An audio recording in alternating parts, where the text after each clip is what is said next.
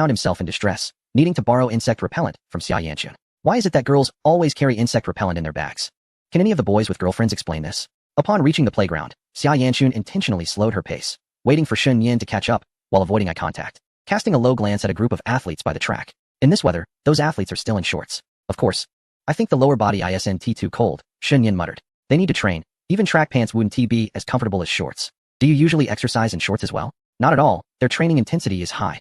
I merely engage in daily exercises. Not only do I wear long pants, but I also don a jacket. Recently, I haven't ventured out to practice. I've merely been doing some light exercises at home. Indeed. Xia Yinchuan nodded. What's wrong? Do you wish to see my leg hair? You must be joking. Next time, I might just pluck some of yours. Get lost. This afternoon.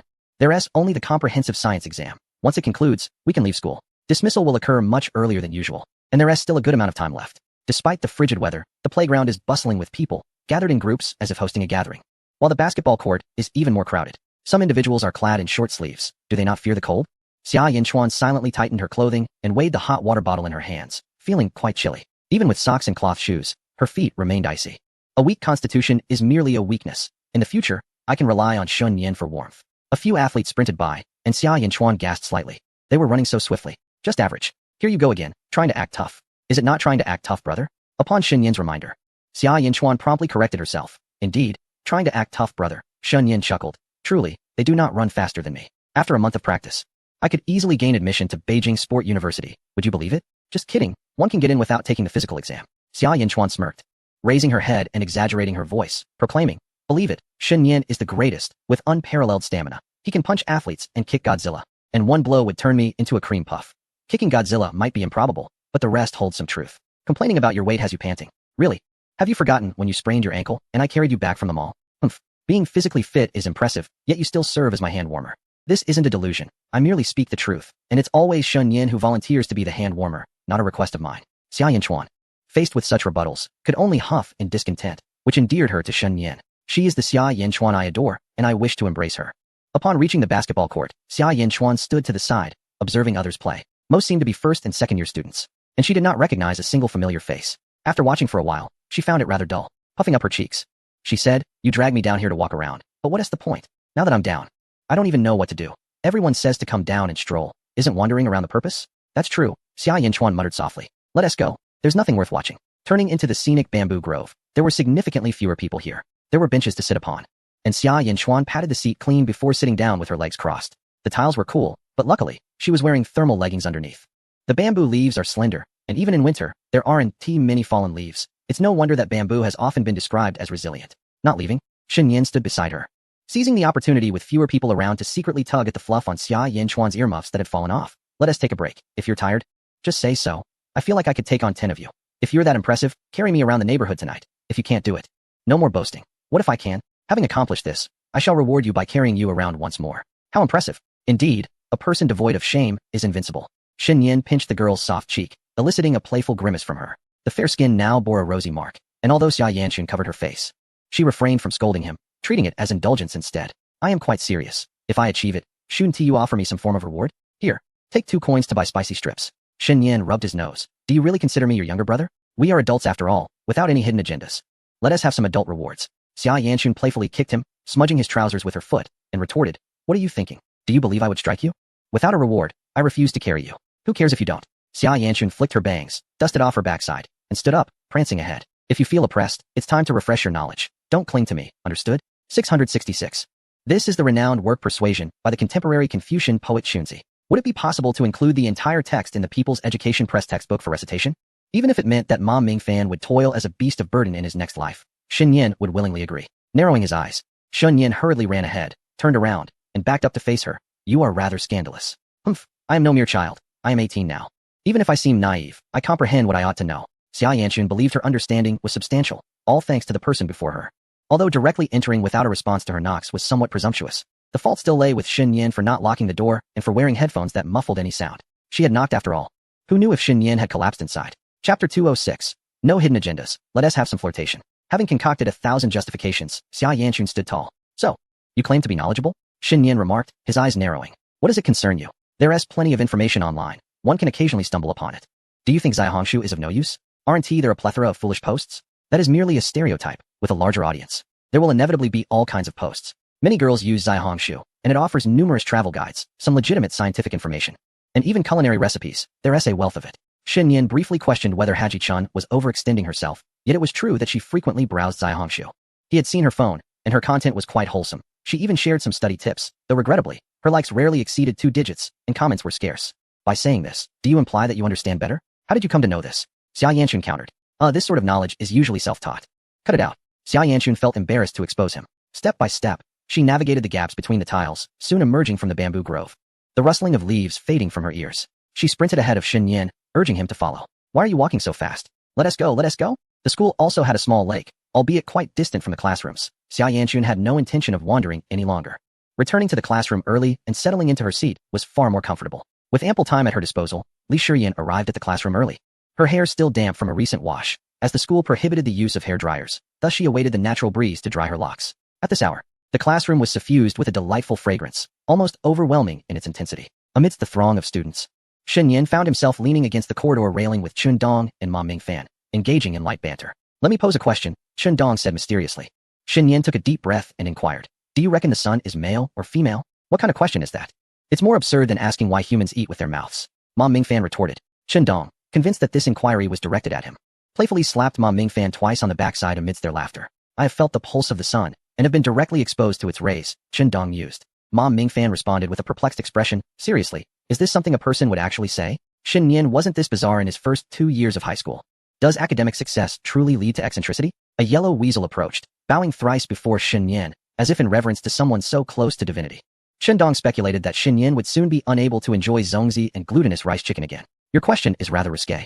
Could we perhaps indulge in some lewd jokes involving lowly characters? Ma Mingfan cleared his throat and asked. That doesn't quite suit your persona. Shouldn't you be sharing some Southern Liang lewd anecdotes? Shen Yin pondered aloud. Though I am a serious individual, I find Southern Liang stories quite amusing. Let's hear one. Do you truly wish for that? I have none. How about a tale of pale-skinned outdoor dancers? Shen Dong quipped. Isn't that akin to a public park dance? I'll make you soar, Shen Yin. The camaraderie among the trio sparkled with energy. Shen Dong chuckled helplessly, realizing he was the only one among them who remained grounded in humanity. The boys' conversations had taken a rather crude turn, yet with limited topics and space. They would have surely convened a historical critique otherwise. Upon returning to the classroom, Shen Yin briefly exchanged glances with Li Shiyan, who was clutching a water cup. Are you washing your cup? Shen Yin inquired. Li Shiyan nodded affirmatively. I have a question for you. Is the sun male or female? I expect your answer before the evening study session concludes, or I shall reprimand you. With that, Shen Yin maneuvered around her to resume his seat. Li Shiyan was momentarily taken aback. On her way to the restroom, she grumbled, her annoyance evident as she washed her cup. Gazing at her damp hands and the water-stained cup, a wild thought took root in her mind. Shen Yin was truly mischievous, perpetually intimidating her. She resolved to teach him a lesson, making it clear that she was not someone to be trifled with. With renewed determination, Li Shiyan steeled herself. Upon entering the classroom, she spotted the tall figure of Shen Yin, instinctively shrinking her neck. Hee, splashing water on others is quite impolite. Perhaps I shall draw a little stick figure of Shen Yin on this scrap paper. My stick figure wouldn't be without its charm. Li Shiyan decided to let the mischievous Shen Yin revel in his moment before she would create something delightful on paper for him. During evening study, Xia Yanchun completed 2 pages of exercises and stretched lazily, her small hand retreating into the warmth of the hot water bag on her lap. Noticing Li Shiyan engrossed in her doodling, she curiously leaned in closer. On a piece of draft paper, there exists a small stick figure named Shen Yin, crowned with a mound of 3 layers of excrement, adorned with several crooked arrows, and beneath him lies a puddle of fire. In Li Shiyan's mind, Shen Yin suffers greatly. Indeed, does he frighten you again? No, he merely posed a question and requested that I provide him with the answer before the end of evening self-study. Or he would find someone to scold me. What was the question? Was it about mathematics? No. Li Shiyan leaned closer to her ear. He asked me whether the sun is male or female. After hearing this query, Xia Yanchun also took up a pen and added 2 mounds of 3-layered excrement atop the stick figure's head. To resist the urge to draw excrement on Shen Yin's head upon hearing such a question is a feat only accomplished by extraordinary individuals. The atmosphere during evening self-study was relatively relaxed. During the 3rd session, Tsukushi convened a class meeting to discuss the arrangements following the mock examination. With December approaching, a New Year's party is planned. However, it is regrettable that the school prohibits the senior class from participating in performances, fearing it would waste too much study time. Following the recent issuance of awards and scholarships for the midterm examinations, there will be no rewards for the upcoming mock exam. As soon as evening self-study concluded, the clever Li Shiyan swiftly rose from her seat and dashed out of the classroom. To clarify, it was not fear of Shen Yin that propelled her, but rather a burgeoning desire to sleep, as she nearly succumbed to slumber just moments prior. As Shen Yin finished packing his bag, a hot water bottle was tossed at him. My bag is full. You carry this for me, Xia Yanchun declared with confidence. All right, Shen Yin replied willingly. While sharing a ride home, without the hot water bottle, Xia Yanchun's little hand slithered into Shen Yin's pocket, embracing him from an unseen place. During moments of yearning, she would sneakily reach inside his clothing and poke his side with her fingernail. Are you getting touchy-feely? It seems you have feelings for me, Shinyan teased. You. Just go away. Xia Yanchun quickly withdrew her hand from his clothing and stuffed it back into her pocket, her cheeks flushed. If a mere touch makes you feel that way, does that not imply you think of me daily? What a thing to take pride in. What a ridiculous claim. Xia Yanchun huffed, pinching Shin Yan's ear in exasperation. Soon, they arrived at the community. In the parking area, after Shin Yan parked the vehicle, he turned back to see the still irritated Xia Yanchun, inexplicably smiling. Why are you huffing so much? Xia Yanchun seemed to ponder something, poking Shin Yan with her finger. Turn around. Why? Just turn around. As Shin Yan obediently turned, Xia Yanchun's demeanor transformed, her hands clambering onto his shoulders, and with a small leap, she hung onto him. Instinctively, Shin Yan supported her legs. What are you doing? I'm angry. You must carry me to the elevator as punishment.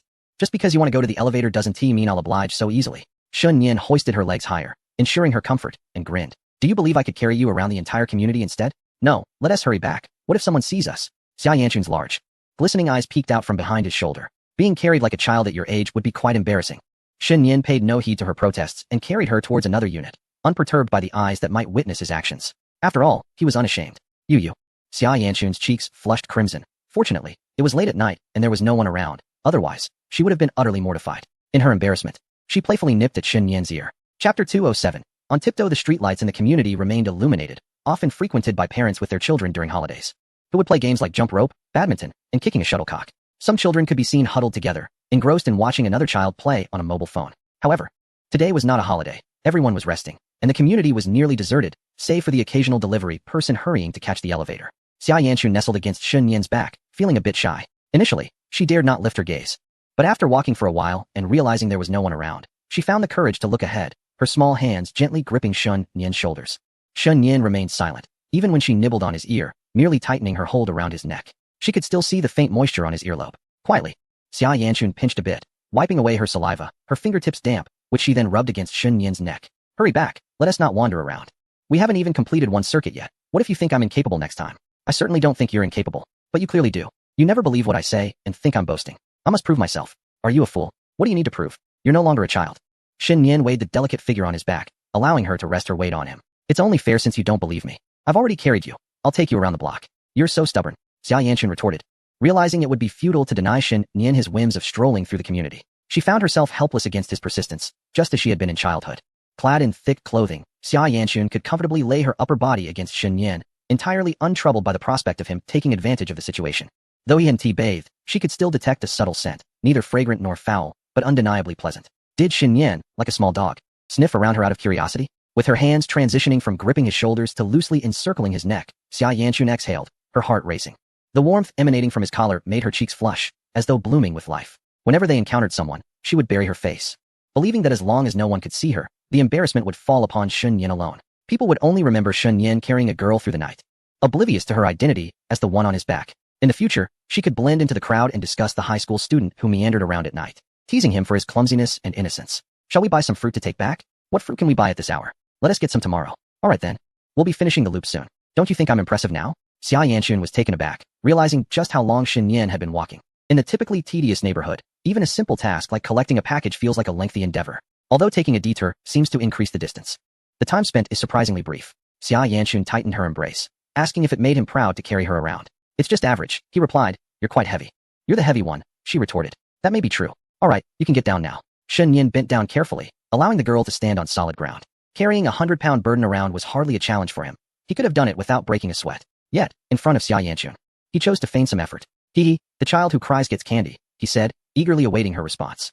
The thought of a generous reward from her made him hum with anticipation. With a playful flick of her hair behind her ear, Xia Yanchun blinked her almond eyes and teased, Why are you looking at me if you're not taking the elevator? Phew, I'm exhausted. By the way, did you ever ride those little toy cars that cost $1 for a spin? I feel a bit nostalgic. It's hard to believe you could ride for just $1. What are you talking about? Shin Yan scratched his head, perplexed that she couldn't comprehend. He simply wanted to remind her that those toy cars required $1 to sway back and forth, while he had been carrying her for quite some time. Surely, she should acknowledge his efforts, right? He wasn't a bad person, just a bit greedy. Money didn't matter much to him, but a token of appreciation would be welcomed. He fumbled for words, unsure how to hint at his desire, when Xia Yanchun burst into laughter. With a mischievous glint in her eyes, she covered her mouth and teased.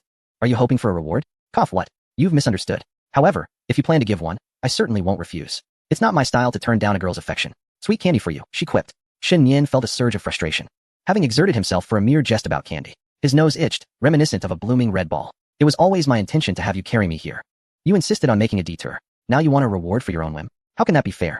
Let's consider this a miscalculation. We shall remain rivals. In a moment, we'll each take an elevator trip. I'll go first, and you can follow. No, I shall go first. You can take the next one. Xia Yanchun was determined. Recalling his claim that refusing a girl's request wasn't his way, they were caught in a playful battle of wits. Shen Yan was momentarily speechless, and as the elevator doors opened, he stepped inside first. Clearing his throat, he acknowledged, Chun Bao is right, it's getting late. Time to head home and prepare porridge for you tomorrow. That's more like it. Xia Yanchun maintained her calm demeanor, embodying a mature sister who wouldn't stoop to quarreling with someone childish, though internally, she felt a flutter of delight. As she entered the elevator and pressed the button for their floor, a sense of weightiness washed over them before the doors opened again. Just before exiting, Shen Yan had already taken hold of two of her fingers in his palm. Xia Yanchun didn't mind. She knew if she didn't let him have his fun, he would find another way to take advantage. Bad little brother, good older sister. Good night, Shen Yan said, retrieving his keys to open the door. As they exchanged their customary good night, unexpectedly, there was no response today. Nor did the sound of a zipper being pulled or a key turning in the lock reach his ears. Shen Yan glanced back and saw Xia Yanchun gripping the straps of her backpack, turned away from the door, facing him, but her gaze wandering elsewhere. What's wrong? If you want to sleep with me, you can just say so. Not at all, Xia Yanchun muttered, taking a deep breath, spreading her arms wide, and burying her face into Shen Yan's embrace. Thank you for carrying me around. Are you satisfied now? The fragrance enveloped him as Shen Yan raised his hands to wrap Xia Yanchun in his arms, burying his nose in the top of her head, silently reveling in her embrace. Let go. It feels like you're holding on tighter, Xia Yanchun mumbled, nuzzling against Shen Yan's chest.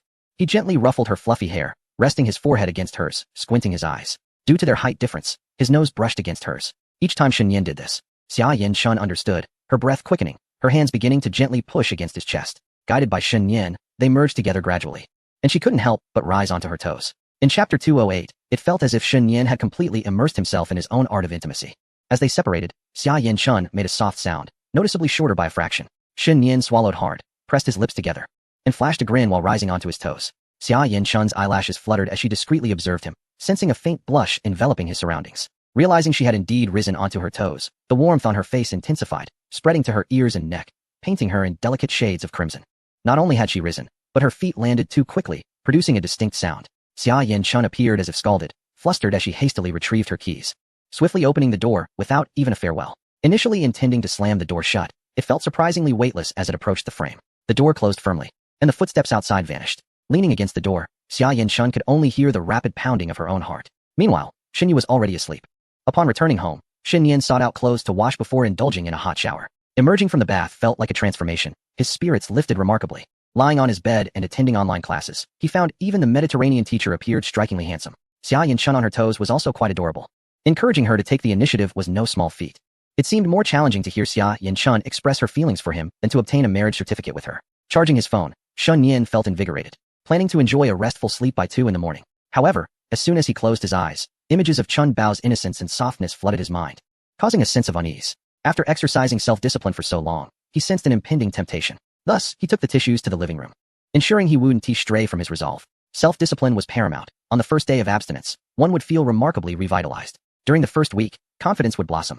And by the first month, one could engage in conversation with 10 girls without a hint of embarrassment. Shen Yan would not be swayed by the alluring form of Chun Bao that resided within his heart. The seasoned adventurer is certainly not to be underestimated. At 2:30, Shen Yan peacefully slumbered, with plans to prepare egg porridge for Chun Bao at dawn. By 3 o'clock, he was deep in delightful dreams of the charming Chun Bao, filled with tender moments. At 3:30, Shen Yan awoke and quietly tiptoed to the bathroom to change into a pair of shorts. Defeated by Chun Bao in his dreams, he felt as if life itself had turned bleak. As dawn broke through the thick fog, Shen Yan stood by the window, lost in a myriad of thoughts. Ultimately, he resolved to cook the egg porridge for Chun Bao. The preparation was simple. He merely needed to cook the porridge, crack a raw egg into the steaming mixture, add a touch of oil, and stir it thoroughly, allowing the heat to gently cook the egg. Though unsure of its doneness, he recalled enjoying this dish since childhood. At 6:10, Shen Yan opened the door to Xia Yanchun's home. As he expected, the sleep-drenched Xia Yanchun was at the sink, brushing her teeth in a daze. With foam filling her mouth, she barely acknowledged Shen Yan's presence. Seizing the moment while she was still groggy, he playfully poked and pinched her cheek, even leaning in to plant a kiss on her soft face. Despite his antics, Xia Yanchun continued brushing her teeth obediently. After rinsing her mouth, she finally spared a glance at Shen Yan, her irritation palpable in the early morning light. Cats instinctively retreat when unwell. Do you not feel annoyed? Shen Yan retorted. Xia Yanchun, at a loss for a comeback, could only huff in indignation. After applying some facial cleanser and completing her morning routine, Xia Yanchun retreated to her room, locking the door with an audible click. Was Shen Yan the type to barge in uninvited?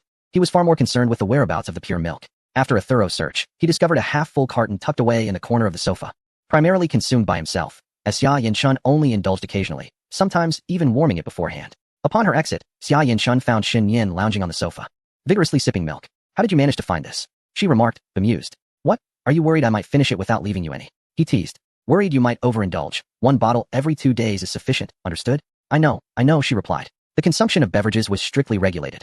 Shen Yin only indulged in 1 bottle every few days, avoiding outside drinks like milk tea and fruit tea. Concerned about her uric acid levels, Xia Yanchun had been quite vigilant, especially since their relationship had previously been strained. Now, as they prepared to conquer the world together, Shen Yin had taken it upon himself to look after her. Returning home, he poured the steaming egg porridge into a disposable cup, waiting for Xia Yanchun to emerge so he could hand it to her for the journey. He had not infused the porridge with any special properties. It was merely ordinary porridge, yet Xia Yanchun savored it enthusiastically. After all, egg porridge was hardly unpalatable. Shen Yu enjoyed it just the same. Delicious? He inquired. Not bad, she replied, eyeing the nearby trash can. Mimicking Shen Yin, she attempted a toss. If she could not throw a basketball, surely she could manage a plastic cup.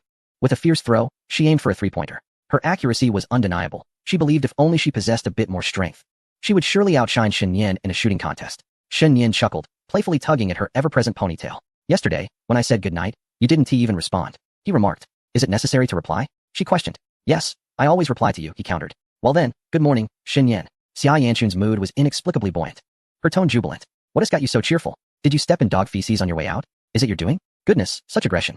Haki-chan, I might just toss you onto the road, she retorted playfully. Xia Yanchun danced lightly on her feet, stepping on the dry leaves that lined the path. Upon arriving at school, Shen Yin secured his bicycle and hurried to catch up with the already advancing Xia Yanchun. Hey, did you really tiptoe yesterday? Why are you silent? I thought I heard a sound. Was that you tiptoeing down? Xia Yanchun remained silent, a faint blush creeping across her face. In a moment of frustration, she bumped her forehead against Shen Yin's, fearing that if he continued to jest, she would be too embarrassed to enter the classroom. Isn't that right? I saw it all. Shen Yin continued his relentless teasing. Why has this fellow become increasingly clingy as he matures? Xia Yanchun thought, exasperated by his deliberate inquiries. I learned it from you. It seems you've started to like me a bit. Keep it up, she replied reluctantly. As if you only begin to like someone after kissing them. How deep must that affection go? Xia Yanchun pondered, troubled by the thought that Shen Yin was completely absorbed in his own whimsical flirtation. Well, let us embrace this ambiguity and see it through together.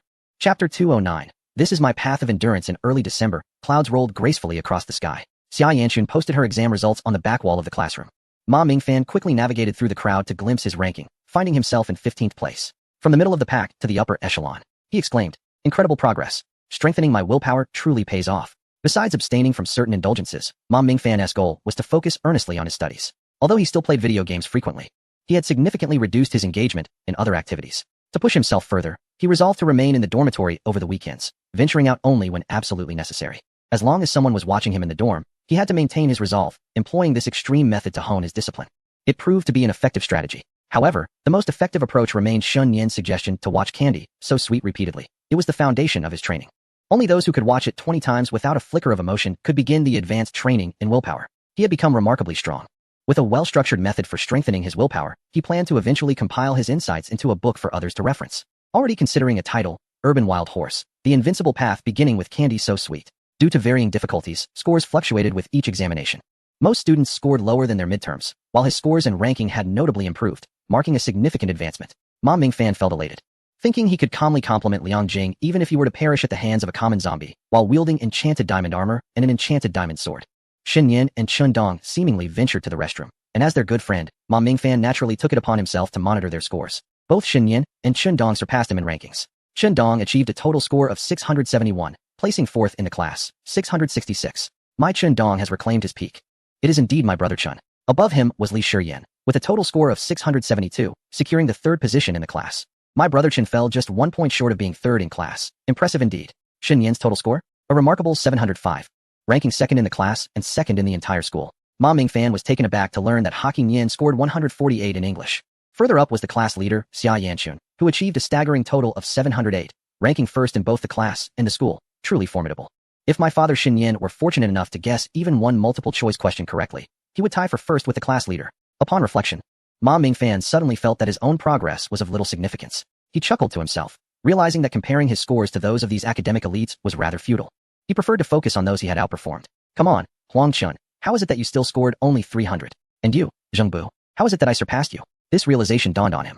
Ma Mingfan concluded that comparing oneself with those one has bested offers true satisfaction and positive reinforcement. fueling further efforts. Studying resembled playing Naruto. Being patted on the head by a stronger player for 30 minutes only incites thoughts of quitting, while bestowing that same gesture upon others for 30 minutes undoubtedly motivates one to continue playing. This encapsulates the ethos of my scholarly pursuit. Having perused the scores, Ma Mingfan also glanced at Liang Jing's results. Ranking 19th in the mock exam. Unable to surpass the little zombie online is one thing. But how could I still outshine you offline? Practice is essential. A grin remained etched on Ma Mingfan's face as he rushed over to Zheng Bu, playfully nudging him. Hey, brother, what score did you get? Zheng Bu, in a fit of frustration, felt as though he had been overtaken unexpectedly, and indeed, Ma Mingfan had managed to surpass him. Upon entering the classroom, Shun Yin observed Ma Mingfan chasing Zheng Bu, wondering to whom he was showcasing his antics. Unperturbed, he navigated through the throngs of students, clearly gathered to discuss their results. Excuse me, let me through. Shun Yin squeezed in and cast a glance at his own score, not finding himself in first place. He resigned. It seems that surpassing Chun Bao must wait until the finals. However, he acknowledged his own progress. His gap with the class leader had diminished from over 100 points to just a few, now merely 3. I must continue to strive.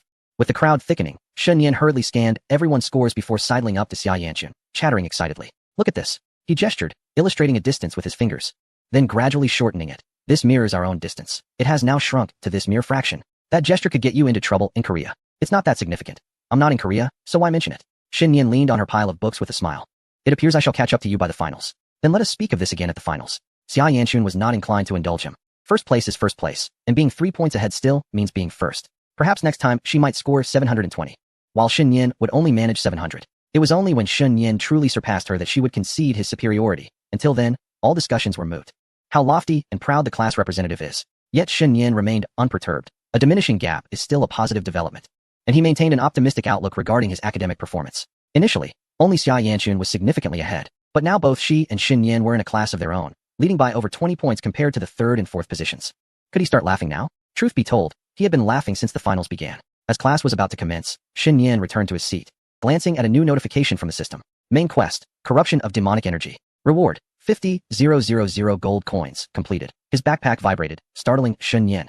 He had forgotten to switch his phone to airplane mode upon leaving. In a moment, it would be Sukashi's class, and fortunately, she had not yet arrived. That smartphone nearly landed him in trouble. He chuckled at the thought of using a robust 140W charger to replenish his modest 5,000 mAh battery. Surely, his phone was eagerly anticipating the 30 minutes of charging tonight. Upon completing the main quest, a new one had emerged. Unlock main quest. Descent of the Demon Child. The Demon King's generals have all been vanquished, and the Demon King, accompanied by the Demon Child, descends. Darkness envelopes.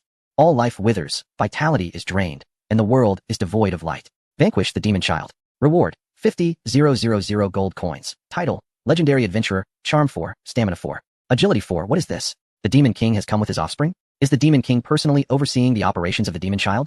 The system's narrative was rather exhilarating. If the Demon King had arrived to confront the Demon Child, it must mean a confrontation with the king himself was imminent.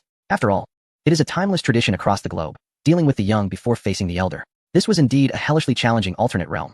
It would require Shinyong to reach maximum level before confronting it. The Demon Child would undoubtedly be even more formidable than the Demon General. If the Demon King represented the college entrance examination, the Demon Child would likely correspond to the national examination. The final and midterms, as well as the first and second mock exams, should all feature comparable demonic entities. Shin Yin stroked his chin, realizing that the title of Legendary Adventurer did not bestow additional attributes, merely enhancing each attribute slightly. Has hockey reached its limit? He dismissed the system screen as the teacher entered. Shin Yin had previously ignored Sukashi's lessons, but now that his grades were so commendable, he was even less inclined to pay attention. Nevertheless, Sukashi began with a discussion about the student's performance. Having exhausted compliments for Shin Yin, she now praised Ma Mingfan, whose progress had been substantial. Ma Mingfan's nose rose high with pride as he winked at Shin Yin, as if to say, "Look how impressive I am." Shin Yin quipped that he ought to change his name to Nyo Mingfan, for he was indeed remarkable. But it is still thanks to you, Lanyan. I wouldn't be where I am without your support. I'll treat you to a big bottle of Pepsi later. Shin Yin waved his hand, declining. No, I'm not interested. Ma Mingfan's expression shifted. Turning down Coke was one thing, but to refuse even Pepsi, had Lanyan been possessed? Something felt amiss. Noticing his confusion, Shin Yin offered a faint smile and retrieved his water cup from the drawer. Inside was a concoction of sugar water, enriched with a few goji berries and red dates. Goji water? I thought you had given that up. Why are you still drinking it? This is highly nourishing. The goji water, enhanced by the skill of culinary mastery, was not only abundant in vitamins, but also beneficial for nourishing the liver and kidneys, enhancing vitality for the next day. While high school students might not require such a tonic, it was undoubtedly a miraculous remedy for university students or seasoned sorcerers in their 30s, as it could genuinely remedy deficiencies. Of course, Shin Yin merely indulged in it for amusement. Xia Yanchun's menstrual cycle had improved significantly, rendering the ginger water unnecessary for the time being. However, he felt a certain void without brewing some water. especially with the goji berries and red dates left over from the soup Shun Yu had prepared. It's all right, Shin Yan, I understand you, Ma Mingfan said earnestly, patting Shin Yan on the shoulder. What do you really understand? You comprehend nothing, Shin Yan retorted. Just then, Su Kashi's voice echoed from the podium. You can't take compliments at all. Have you become conceited with your progress? Speaking during class, Shin Yan, go stand at the back with Ma Mingfan. Ma Mingfan blinked and redirected his gaze towards Shin Yan. My floating wood. Chapter 210. This is precisely what I wanted to see. Originally seated in the back row of the classroom, Shin Yan and Ma Mingfan now found themselves pressed against the wall. Shin Yan felt embarrassed. Sensing he had fallen into Ma Mingfan's trap, had he known, he would not have engaged with this foolish bird, and now he was being punished alongside his friend. Ma Mingfan remained impassive, having recently commented on a top-tier cosplay of a beautiful girl, simply stating, Mom. As long as he had a backup mom, he would always stand undefeated in any argument, never fearing the loss of his biological mother again. Why don't you join in and look for a mom as well? Ma Mingfan had once thought it was pretentious to call out for a mother in comments, but now he appreciated the brilliance of those individuals. Standing at the back, Shin Yan felt no particular emotion. He had never been the obedient student described by teachers. Occasionally, he had been called out for punishment in the past. However, his academic performance was satisfactory enough, so teachers seldom held it against him. Even when he arrived late using a pseudonym, Su Kashi had never scolded him, merely teasing him occasionally and offering motivational words in an attempt to ignite his enthusiasm. Su Kashi and teacher Yan Yuzhu shared the honor of the temple. Standing there, Shin Yan's gaze fell upon Xia Yanchun directly opposite him. Seizing the moment while Su Kashi turned to write on the blackboard, Shin Yan took a step forward and playfully tugged at Xia Yanchun's ponytail. Xia Yanchun turned her head and shot him a fierce glare before quickly returning to her work. Shin Yan grinned. It was the nature of rivals to engage in such playful antics. Beside them, Li Shiyan looked on in disbelief. Is this how you act during class? Is familiarity enough for such antics?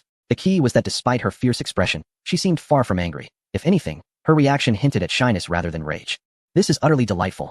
Ma Mingfan's eyes widened in astonishment as he nudged Shin Yan, whispering, Wow, is my bro this bold? What's the big deal? The fellow once spoke of the hockey chuan chest harness. Naturally, Shin Yan would not divulge such matters to others. He considered it quite normal to playfully tousle a ponytail. Back in elementary school, he had done the same with other girls, and it was simply that. Engaging with girls without playfully tugging at their hair felt incomplete. Shin Yan, you are quite bold, one mused. How do you know? Ma Mingfan instantly wore a look of disdain, asking, Who told you that? Then what do you mean? Daring to tousle a girl's hair is impressive. I wouldn't dare now. What about before? Shin Yan inquired. I used to be brave, Ma Mingfan confessed, slightly embarrassed. But then a girl reported me to the teacher. That indeed sounded unfortunate. Shin Yan often played with girls, and it was commonplace to tousle hair without anyone getting angry. Well, Xia Yanchun might puff up in frustration, he thought. When he first playfully tousled Xia Yanchun's hair, she would deliver a swift punch to his arm.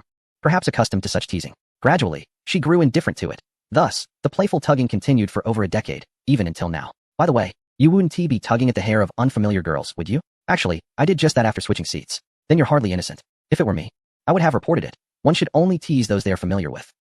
I was just a child and didn't know better. The language class concluded swiftly. And shortly after the bell rang, Shen Yin and Shen Dong had already refreshed themselves in the cafeteria. After lunch, upon returning to the classroom, Xia Yanchun and Li Shiyan had not yet begun their meal. Xia Yanchun held a cup of goji berry water, took a sip, and upon noticing Shen Yin's arrival, immediately averted her gaze. She was not comfortable with him, a stranger, teasing her hair in front of so many others. Daring to tousle hair now might lead to holding hands during class in the future. What are you doing? Humph. Shen Yin, puzzled, noticed Xia Yanchun still ignoring him, and glanced at Li Shiyan. Did you do something to upset her? Li Shiyan blinked rapidly, shaking her head vigorously. She was oblivious. What's the matter? Shen Yin retrieved 2 candies from his backpack, pulled out the chair in front of Xia Yanchun, and sat down, waving the treats before her. Would you like some? No.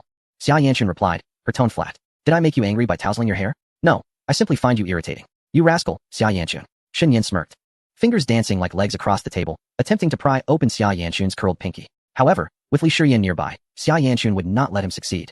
She tucked her hands into her pockets, glaring at him, though her cheeks had taken on a faint blush. How daring, Shen Yin, to act in front of Shiyan. What are you up to, little brother? Cough cough. Shen Yin tossed a candy to Li Shiyan and declared, You didn't see anything, understood? Yes, yes. Li Shiyan nodded eagerly. The fact that he touched Xia Chuan's hand might imply he was pursuing her. How delightful. I am eager to witness this. In an extraordinary turn of events, the fervor of support from everyone has resulted in an unprecedented 3,000 requests for updates in a single day. Chapter 211. What does the disparity between individuals have to do with me? Li Shiyan instantly shifted into battle mode, her face adorned with a radiant smile. In a moment of tension, was it truly appropriate for someone to hold another's hand in such an ambiguous manner? Can we fast forward to a kiss? Xia Yanchun's expression darkened, her brows knitting in annoyance as she grasped Li Shiyan's hand. Come on, Shiyan, let us go for a meal. All right, Li Shiyan replied cheerfully, unconcerned about Shen Yin, and followed Xia Yanchun closely. Upon reaching the corner of the staircase, her curiosity became insatiable, her tone laced with barely concealed excitement. Xiao Chun, is Shen Yin pursuing you? Of course not. Then, how could he dare to hold your hand? Oh, it was just a gentle touch. Quite normal, right? We're not strangers. You can simply consider it as him harassing me. In Xia Yanchun's discontent over Shen Yin's unwarranted touch, it could indeed be deemed harassment. But she hardly paid it any mind. Given their familiarity, such behavior fell well within the realm of acceptability. It was akin to the playful act of someone brushing her hair. If it were another boy, it would undoubtedly be harassment, yet with Shen Yin, it was merely a sibling-like interaction. In a classroom meant for the two of them, she would allow Shen Yin to act as he pleased, but with Li Shiyin present. She could not acquiesce to Shen Yin's whims, and that was her sole concern. Was it truly harassment? What are you pondering about? Xia Yanchun pinched Li Shiyin's cheeks playfully, pulling her face outward. You mischievous little thing. How dare you entertain such thoughts? Li Shiyin whimpered, releasing Xia Yanchun's hands and cradling her face, choosing to remain silent. After all, she did not believe that Xia Yanchun was genuinely upset. If one were to be harassed, yet remain unperturbed, it could only imply a significant bond between the harasser and the victim, one that transcends the gravity of such encounters. Surely, it is improbable for someone to be harassed and yet not express anger. Who would be so easily trifled with? Li Shiyin's mind was racing, operating at a capacity far exceeding that required for solving complex physics problems. Perhaps, in that instant, her intellect had surpassed even that of Einstein. As the two girls departed, Shen Yin lingered in the classroom for a while before sneaking off to the office. Yin Yuzhu was absent, yet Su Kashi remained diligently typing away at her keyboard. Shen Yin knocked on the door. Hello, teacher. Su Kashi glanced up, merely nodding in acknowledgement. Once Shen Yin approached, she inquired, what brings you here? Where's Teacher Yin? Su Kashi paused momentarily. Why is it always Teacher Yin? What on earth is happening that you seek out a subject teacher instead of your homeroom teacher? She was clearly displeased. Next time we dine at Heidaleo, you must have Yin Yuzhu treat us. Teacher Yin is likely off duty today and may have gone to rest. If you have something to discuss, feel free to speak with me directly. Haha, I wouldn't want to trouble you, teacher. Yet you have no qualms about troubling Teacher Yin? Shen Yin stroked his chin thoughtfully. It should be fine. I've troubled her a few times already. That's rather straightforward of you.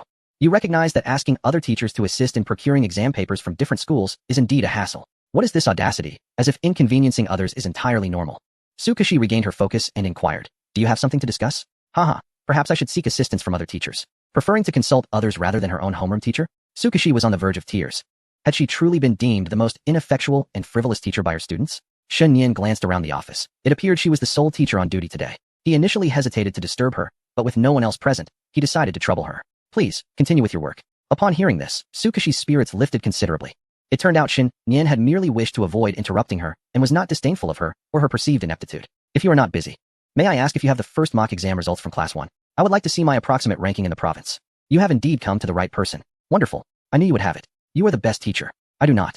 Shen Yin quipped. Is there no humanity left in the genius retirement home? Fortunately, Su Kashi was a teacher. Otherwise, Shen Yin might have exhibited some aggression. I may not have it, but others do. Wait a moment. I will request a copy from Class 1. As for Classes 3 and 4, there is no need to check. I have seen them before. Class 3 has a score of 700, but it is slightly lower than yours. None of the others have achieved 700. Su Kashi busied herself with her phone, sending messages, and soon received a document, revealing the overall rankings from CI and high school. Wow. Our teacher even has an undercover source. What insider information. It is quite normal for teachers to know one another, and comparing results between schools is hardly a secret. Su Kashi chuckled and handed her phone to Shen Yin for him to see for himself. The results from Class 1 surpassed those of Class 2, with the highest score at 713, followed by 711, and the third place merely 706, a difference of just 1 or 2 multiple-choice questions. In this mock exam, Xia Yanchun secured an impressive third place in the province, while Shen Yin had a tie, ranking jointly 7th. Some students could surpass 1,000 others with just a single-point increase, while Shen Yin could only outpace those with identical scores. What a fortunate circumstance for those he surpassed. Not only could they not outperform him, but they were also trampled upon. Truly a situation to be grateful for. Shen Yin reviewed the top few names again. Incredible. How can these individuals be so formidable? I've been driving for 3 months without catching up to you. Have you also been driving? Some students could effortlessly score 600, while others needed to exert tremendous effort, as if their ancestors were cheering them on, just to reach that mark. The disparity among individuals was as vast as the sky and earth. Shen Yin couldn't help but reflect. Fortunately, he was a student of Class 1. If he couldn't catch up in 3 months, he could always try for another month. The differences among people had nothing to do with his class. Having not shouldered any burdens was a lesson in restraint. Otherwise, he would have already set records in long-distance running. How about it? You must be aware of how many people are ahead of you now. 7th in the province. It's quite commendable. Is 7th in the province merely commendable? Su Kashi's lips curled slightly. Such a score warrants no false modesty, and pride is well deserved. It is indeed merely commendable. I shall only take pride when I surpass Xia Yanchun. Although scoring 705 is worthy of celebration, he had always believed that this mock exam would allow him to surpass Xia Yanchun. Yet, despite crossing the 700 mark, he fell short of his expectations, and the thrill of surprise had significantly diminished. He should be content. There will be time for pride once he surpasses Xia Yanchun. That moment should not be too far off. A mere 3-point difference is merely a choice question. He and Xia Yanchun are currently on the same level. Perhaps next time, he will take first place, and the time after that, it will be Xia Yanchun who occupies the top spot. Did you ever envision the person you are today? Sukashi propped her chin on her hand, smiling faintly. Indeed, it is rather unexpected. The future is uncertain for anyone. He could not have anticipated acquiring a system. Nor could he foresee the day he would score 700, or that he would develop feelings for Xia Yanqun. The future truly remains unpredictable. Then you must strive onward, securing your future firmly in your grasp. Grasping the future, how intriguing. Xin Yan fell silent and made his exit. Upon reaching the classroom door, he turned back and said, "If any troubles arise in the future, I will seek you out." Sukashi leaned back against her chair, momentarily uncertain whether to laugh or cry. Despite being the one causing trouble, she found her spirits surprisingly buoyant. Students like Xin Yan, who are articulate, cheerful, and ambitious, are hard to dislike. They endear themselves to teachers, and even when they err, reprimanding them feels less necessary. Such charm is quintessentially student-like. After lunch, she waved goodbye to Li Shiyan at the dormitory entrance, while Xia Yanqun returned to class alone. The classroom was deserted, with only her remaining. Xin Yan's whereabouts were unknown. After sipping on the goji berry tea Xin Yan had prepared, she leaned her face on her hand and sat in a daze for several minutes until she heard footsteps approaching. The back door swung open, and Xin Yan rushed in, looking rather disheveled. "Phew, it's freezing cold. Washing my hands felt like touching ice." Xin Yan rubbed his hands together, exhaling a puff of warm breath. A wisp of white mist escaping his nose. The chill outside did not affect Xia Yanqun. She glanced at him with a weary expression. "Where have you been?" "I went to see the homeroom teacher." "Oh," Xia Yanqun nodded. "What for?" Closing the door, Xin Yan plopped down in Li Shiyan's seat. "Didn't everyone in the province take the same mock exam? I just want to ask the homeroom teacher if I could see the scores from other schools. Do you know how impressive you are? Third in the province, my friend." Suddenly receiving unexpected praise from Xin Yan made Xia Yanqun's heart swell with pride. "You thought I was always this amazing, didn't you?" Yes. You are indeed the most remarkable. There is still one more that hasn't been reviewed. So please be patient." Chapter 212. Let us discuss whether I can have a taste of you. When someone who often bickers with you, frequently irritates you, and consistently seeks to compete with you suddenly compliments you, it can only be likened to a weasel wishing a chicken well. However, being praised by Xin Yan brings great comfort to Xia Yanqun. Even if Xin Yan harbors ulterior motives, she remains indifferent, for he is indeed Xin Yan. Xia Yanqun chuckles with pride, exchanging pleasantries. "You are not so bad yourself, scoring over 700. Isn't that impressive?" "Truly impressive." She gently ruffles his hair, playfully attempting to coax Xin Yan into a docile puppy. He seizes her delicate hand within his palm, and in the seclusion of the classroom, with doors firmly shut and curtains drawn, his affections for Xia Yanqun become unabashedly apparent. Xia Yanqun offers her other hand to him as well. The weather is chilly, and her hands are cold, while Xin Yan's warmth is inviting. If they were at home, she would long to nestle her feet in his embrace to seek warmth. "Where's your hot water bottle?" "It's in my backpack, but it has long since lost its warmth. I can only recharge it before bedtime." "Well, that is unfortunate." Xin Yan grins. "What is fortunate about it?" "During the last 2 periods this morning, my hands stiffened to the point that my writing became unsightly. And you dare to say it's fortunate? If you used the hot water bottle, I would be out of a job, now that it's unavailable. I can't help but say it's unfortunate." Xin Yan intertwines his fingers with hers, warming her fingertips with his touch. "What do you mean by losing your job? Do you really consider warming my hands as work?" Xia Yanqun pouts. "This is not a job. It's your duty, something you are meant to do."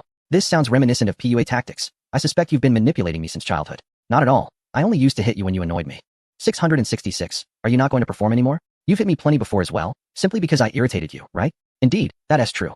Xia Yanqun's hands fidget restlessly within the warmth of Xin Yan's grasp, attempting to dig her nails into his flesh, yet her nails are always neatly trimmed, leaving scarcely a mark, akin to a kitten's playful scratches. Xin Yan's Adam's apple bobs slightly. "In truth, even if I had a hot water bottle, you could still warm my hands. It's not strictly necessary to use the hot water bottle. The hot water bottle is merely a means of self-comfort when Xin Yan is not around, preventing frostbite. Today's temperature is only 7 or 8 degrees. Compared to the hot water bottle, she far prefers the warmth of Xin Yan's body. She envies his ability to remain warm even in the winter. You seem to have all the good things for yourself," Xin Yan remarks with a smile. "Isn't that the opposite? It was you who wanted to hold my hand first." "Oh, you should have said so sooner." As they face each other, Xia Yanqun gazes at her hands being tenderly squeezed by Xin Yan, her thoughts drifting elsewhere. "So comfortable. I can scarcely contain my delight. Having a younger brother is truly wonderful. Also, could you refrain from being so affectionate in front of others? It's quite off-putting." "You know," Xia Yanqun murmurs bashfully, "touching hands and playing with hair in public makes me shy. Only someone as thick-skinned as Jin Yan would dare to engage in such antics in front of everyone, and he shows no sign of embarrassment." "I will do it again next time," Xin Yan replies cheerfully. "You pig, I utterly detest you." "That merely signifies affection." Xia Yanqun promptly nudges him with her forehead, fuming. "Do you know that Shi Yan asked me if you were pursuing me? Such audacity. After taking my candy, you still dare not to keep quiet. I scolded her to tears this afternoon. Leave me alone, do you understand?" I get it. Xin Yan playfully tapped her forehead. "So what did you say?" "I said you are my loyal admirer," Xia Yanqun replied, her eyes sparkling with mischief.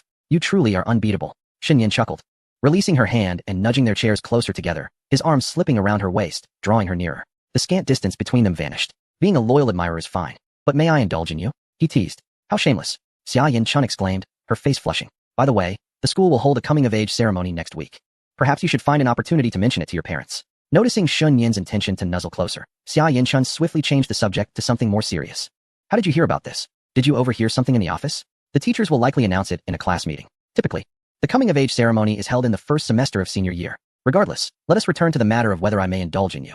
Chapter 213. Places for adults. Xia Yinchun felt cornered by Shun Yin's relentless questioning. He purposefully diverted the topic back to his original intent, clearly eager to engage in a playful argument. Do you wish to converse with someone like me? You truly want to be a loyal admirer? Of course. What kind of loyal admirer would I be if there were nothing to indulge in? Who told you that being a loyal admirer is a literal term? It is merely an expression, you know? What are you rambling about? I wish to indulge in you. Go away. Xia Yinchun withdrew her hand from his embrace.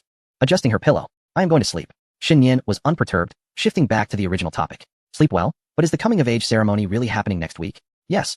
It should be. By the way, what is the purpose of this ceremony? Does it transform boys into men? What are you thinking? Can you refrain from being so crude?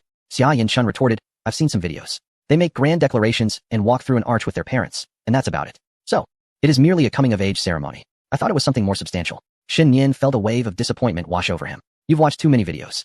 Xia Yinchun sighed. Consider it a day off, similar to a parent-teacher meeting. The school only occupies the first half of the day, and we get the second half free. Do you have any plans? Weekends at home can be rather dull. None. Shin Yin grinned. How about we visit some places designated for adults that day? Perhaps an internet cafe, as I've been craving some computer games. Xia Yinchun scrunched her face in distaste, stepping on his shoe. How dare you toy with me? You shall be punished by not receiving a kiss tonight. She had expected Shin Yin to suggest a couple's hotel, bar, or nightclub, at which point she'd have slapped him playfully and reprimanded him as an older sister. But this?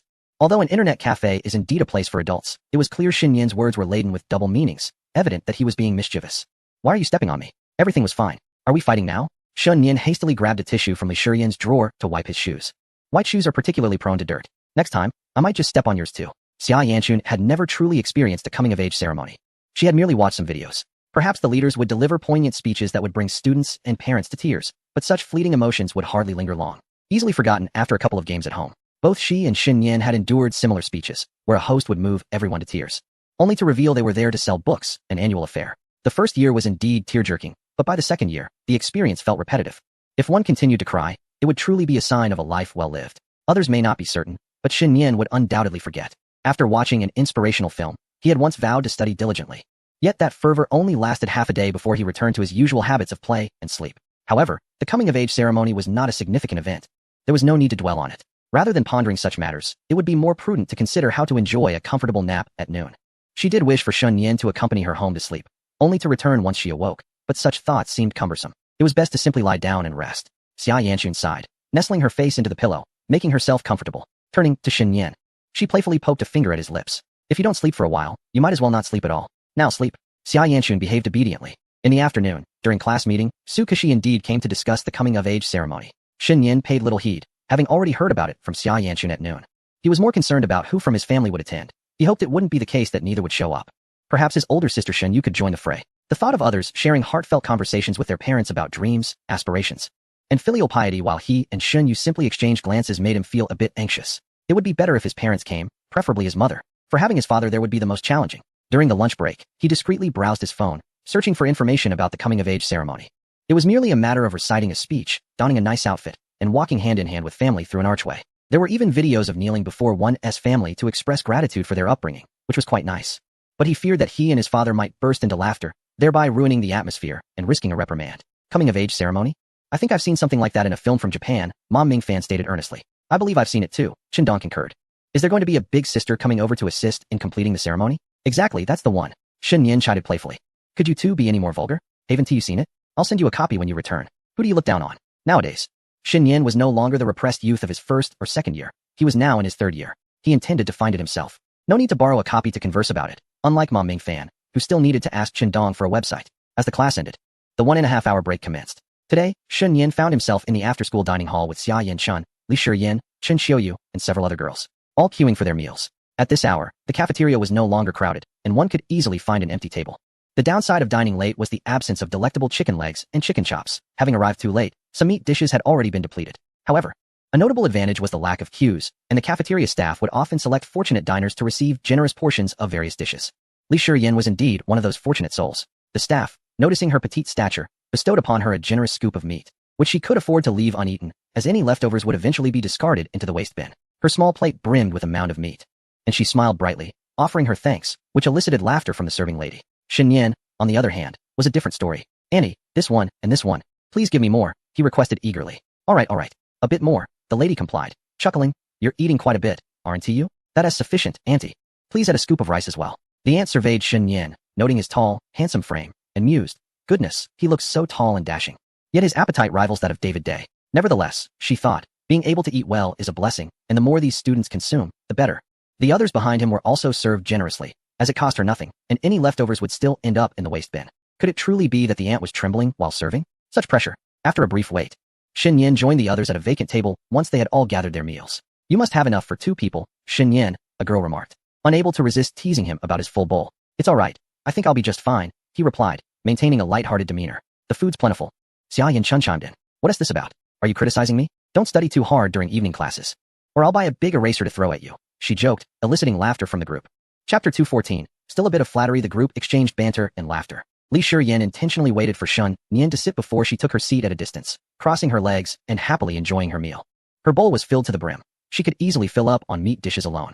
Xiaochun, would you like some meat? It seems the ant at your window served you quite a bit less than we received over here, she observed. No need, I'll just have a little.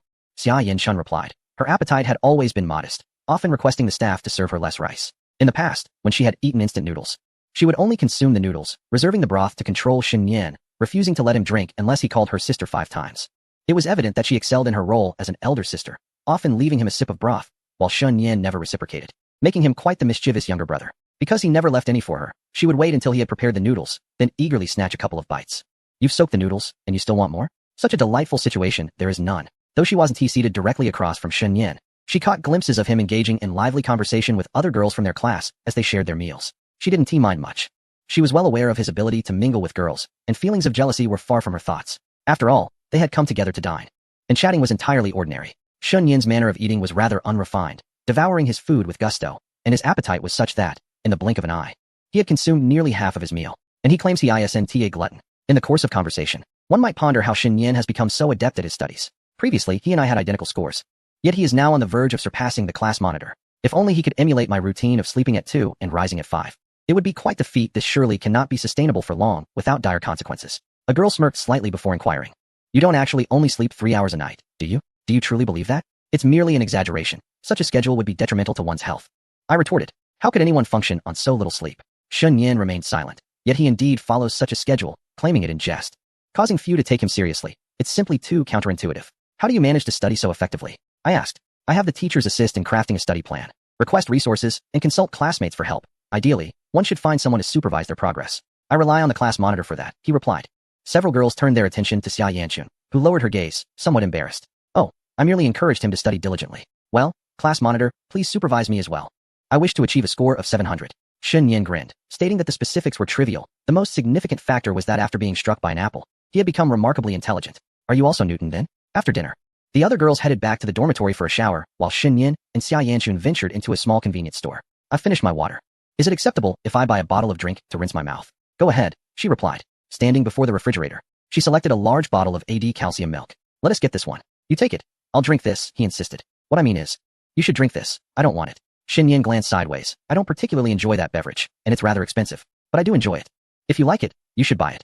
Aren't we sharing one bottle each? That seems wasteful, Xia Yanchun whispered conspiratorially. I only want a sip. Just buy one bottle, and that will suffice. You're quite the schemer, Shen Yan sighed, feeling exasperated by her antics. Once outside the store, Summer Yanchun swiftly unscrewed the cap and took a sip. Shen Yan had been preparing water for her daily, varying the flavors, and she realized she hadn't indulged in a beverage for quite some time. After securing the cap, she discreetly handed the drink to Shen Yan around the corner of the staircase. He consumed the entirety before reaching the classroom. Observing his abdomen, she couldn't help but marvel. Who would suspect that beneath 3 layers of clothing lay an 8-pack? If Shen Yan eats so much at each meal, how much exercise must he engage in to maintain such a physique? Xia Yanchun felt a genuine curiosity. Is there something on my face? Shen Yan inquired, wiping his mouth clean. Shall I rise early tomorrow to observe your workout? What a sudden request. You merely wish to watch. It's just an hour earlier. Are you truly willing to sacrifice your precious sleep for the sake of witnessing my exercise? Who is truly the sycophant here? I'm not. You are. Xia Yanchun resembled a puffed-up, irritable elder. How audacious she was to label herself as a devoted admirer. Shen Yan had already devised a means to vex her, intending to keep her guessing with his silent annoyance. Shen Yan scratched his head, conceding, fine, if you can rise early, then so be it. I shan't hinder you. I shall be at the park practicing, so don't freeze out there. Not at all. I'll wear a hoodie, she retorted. All right, I acquiesce. In truth, he hadn't ventured to the park for exercise in quite some time. Most of his workouts transpired within the confines of his room, where he could only engage in a few push-ups on the floor, which grew rather monotonous. During the evening's self-study session, with no teacher in attendance, Shen Yin busied himself with a newly acquired comprehensive practice book. Before he knew it, the school day had ended. Indeed, he had completed 12 pages of the practice book in a single evening. Remarkably, a 30-yuan workbook could be finished in just 3 nights, without any answer key for reference. With a mere glance at the problems he had previously encountered, he could swiftly ascertain the method for solving them. The proficiency he had gained through glimmering trials was formidable. Watching Xia Yanchun tidy her backpack, he said, "Shall we go?" She replied. They drove home together, and Shen Yin took the opportunity to charge his electric bike. Upon entering the elevator, he brazenly took hold of her soft little hand. As the doors opened, Shen Yin gently nudged her. "Are you truly coming to watch my workout tomorrow? If so, you might as well join me. Your stamina isn't stellar, and I could take you for a run." "Absolutely not." Xia Yanchun had no desire to exercise, especially not in the morning. Sometimes, after running 800 meters, she would feel dizzy and suffer from headaches shortly thereafter. A morning headache could render her unfit for class for the entire day. "Will you merely watch?" Shen Yin teased, brushing aside her hair and lightly tapping her nose. "What is wrong with that? Rising early is to see me. With how devoted you are, I almost feel embarrassed." "You're saying it again." Xia Yanchun poked him playfully. "You are the devoted admirer." "Indeed you are." Shen Yin grinned, wrapping both arms around her and burying his face in her hair, inhaling the sweet scent of youth. He playfully nibbled her earlobe. Sensitive to his warmth, Xia Yanchun shrank her neck, half closing her eyes, and playfully slapped his shoulder, exclaiming, "What are you doing? That tickles." "Is this how a devoted admirer behaves? Surely, one of your kind does not. Shouldn't a devoted admirer be humble and seek your attention?" Shen Yin, unabashed, continued to gaze intently into Xia Yanchun's almond-shaped eyes. "Are you still a devoted admirer?" Her eyes sparkled, her ears warm, and she dared not meet his gaze. Yet she mustered the courage to retort, "I am not." "You are." Initially reluctant to indulge, she felt it would be unjust to be a devoted admirer without merit. As Shen Yin leaned closer, Xia Yanchun squinted in surprise, her heart racing until the tickling sensation at her lips compelled her to slowly open her eyes. Fuming, Xia Yanchun bumped her forehead against his in frustration. Shen Yin, seizing the moment, tousled her fluffy hair. Xia Yanchun huffed, feeling as though she had been affectionately licked by a dog. Her cheeks were flushed, and she shyly placed her hands in front of Shen Yin's chest. Yet, she resolutely refused to show any weakness, determined that she would not be the only one feeling embarrassed. Mimicking Shen Yin, she playfully stuck out her tongue. Shen Yin stared at her in astonishment, instinctively retracting his tongue, his lips pursed in unexpected delight. Although they had yet to share a deep kiss, they had nonetheless engaged in the briefest of touches between lips and tongues, a fleeting moment that lasted less than half a second. "Tease," she exclaimed, quickly breaking free from his embrace. The notion of wanting something was absurd, and she worried that if overheard, it might suggest they were involved in something scandalous. "Wanting implies giving," Shen Yin teased, gently brushing his fingers against her lips, feeling more satisfied than he had anticipated. The expression of affection seemed irrelevant now. He was aware of the emotions that Summer Yanchun concealed and understood the feelings she found difficult to articulate. Often, an unspoken understanding was far more beautiful than blunt declarations of love. He and Summer Yanchun were rivals, childhood friends, neighbors, and part of a third generation of families that shared a close bond. Their relationship did not necessitate the labels of boyfriend and girlfriend. Even if they were to become a couple, the trivialities of their past would remain unchanged. The only difference would be the addition of an inconsequential title at the end of their already intertwined lives. An unspoken understanding was indeed the most exquisite form of communication. "I say I like you, and I genuinely do," he thought. "You claim to dislike me, yet I know you secretly care." As Summer Yanchun met his penetrating gaze, she looked away, her voice barely above a whisper. "Tomorrow, I'll come to watch you train. I want to set an alarm. Just come and wake me up." "Setting an alarm is such a hassle. Why is everything so troublesome? You never complained when you wanted to be close," he replied, his tone teasing. With a swift turn, Summer Yanchun opened the door, stepped into the hallway, and slipped her feet into her adorable white socks before stepping into her slippers. She glanced back at Shen Yin, her thoughts unreadable, and without a word, she pushed the door shut behind her. In the narrow corridor shared by their two households, Shen Yin and Summer Yanchun had shared countless intimate moments. Thankfully, they were the only two families residing on their floor, otherwise, their secret would have been discovered. The corridor fell silent, and Shen Yin retreated into his room, preparing for a shower and an early night's sleep. The following day, Shen Yin awoke as he always did, rising before dawn, his eyes open and mind wandering even before his alarm rang. He had pondered all night why Summer Yanchun suddenly wanted to watch him train. Why hadn't she shown interest when the weather was warmer? Running in long pants felt unbearably uncomfortable. After brushing his teeth and washing his face, he discreetly used a bit of Shun Yu's facial cleanser. He glanced at the time, 5:06 a.m. At this hour, even the breakfast shops might not be open, and Summer Yanchun was surely still asleep. Shen Yin had no intention of lingering outside for too long. He stealthily entered Xia Yanchun's home at 5:20, carefully opening the door to the young girl's room. The faint creak of the door did not disturb Xia Yanchun, who was cocooned in a thick blanket, clutching a small water deer plushie. Her face, nestled against the pillow, formed an adorable curve as she slept soundly. The aging air conditioning provided warmth. Yet turning on the heat made the room stifling, and opening a window was hardly an option in winter. During this season, Both Shen Yin and Xia Yanchun preferred to snuggle under the covers, only resorting to the heating when absolutely necessary. With her hair sprawled across the pillow, Shen Yin found himself curious about whether girls with long hair woke up with pain from pressing their locks while sleeping. He gently perched on the edge of the bed, extending a finger to poke Xia Yanchun's face. She remained oblivious, only beginning to frown after several prods, burying her face deeper into the bedding, reluctant to awaken her. He jested with himself, knowing that showing mercy to a rival was merely a form of self-inflicted cruelty. With a mischievous grin, he pinched her nose. Moments later, Xia Yanchun stirred like a sleepy pig, twisting and turning before slowly rising from the bed. Her eyes were heavy with sleep, and she appeared somewhat dazed upon recognizing Shen Yin, ready to unleash her morning irritability upon him. You just woke up. It's 5:20, he reminded her. Oh, she replied, stretching her feet out from under the blanket and playfully kicking him twice on the backside. Why are you pinching my nose?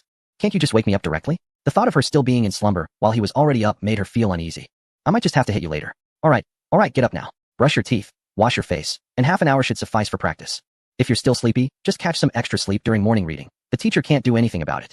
As she rubbed her drowsy eyes and yawned lazily, Xia Yanchun found herself at a loss for words, eventually deciding to get out of bed. She slipped into her slippers and dashed to the bathroom. Unlike boys, who often had a more complicated morning routine, girls could simply toss off the covers upon waking. Xia Yanchun had worn a bra the previous night, anticipating Shen Yin's visit. With toothpaste neatly placed in the rinsing cup, she brushed her teeth meticulously, ensuring every crevice was clean. Shen Yin stood behind her, gently supporting her waist but refraining from tickling her, resting his chin atop her head, akin to a nested doll. Get away, she exclaimed, clearly annoyed, as she swatted at him before applying facial cleanser. She still needed to comb her hair. Fortunately, her short locks required little effort, and any stray strands were of no concern. After slipping on a sweatshirt and donning a jacket over it, the young girl stood gracefully, grabbing a bottle of pure milk and pulling Shen Yin's hand to place it in his palm. Let us go. It's time to prove you can defeat me. Is there really a need for proof? He responded. Though my physical prowess may not match yours, I possess a threshold of strength within my heart. Until you surpass that threshold, you remain a novice in my eyes. 666. Even if I only scored 60. Your failure to achieve a perfect 100 makes you a novice, doesn't it? Indeed, Xia Yanchun asserted, crossing her arms with conviction. Shen Yin was left utterly speechless, contemplating the whimsical nature of this little fairy, considering whether he should post about it online. Never mind, it's better to comply with one's own nemesis.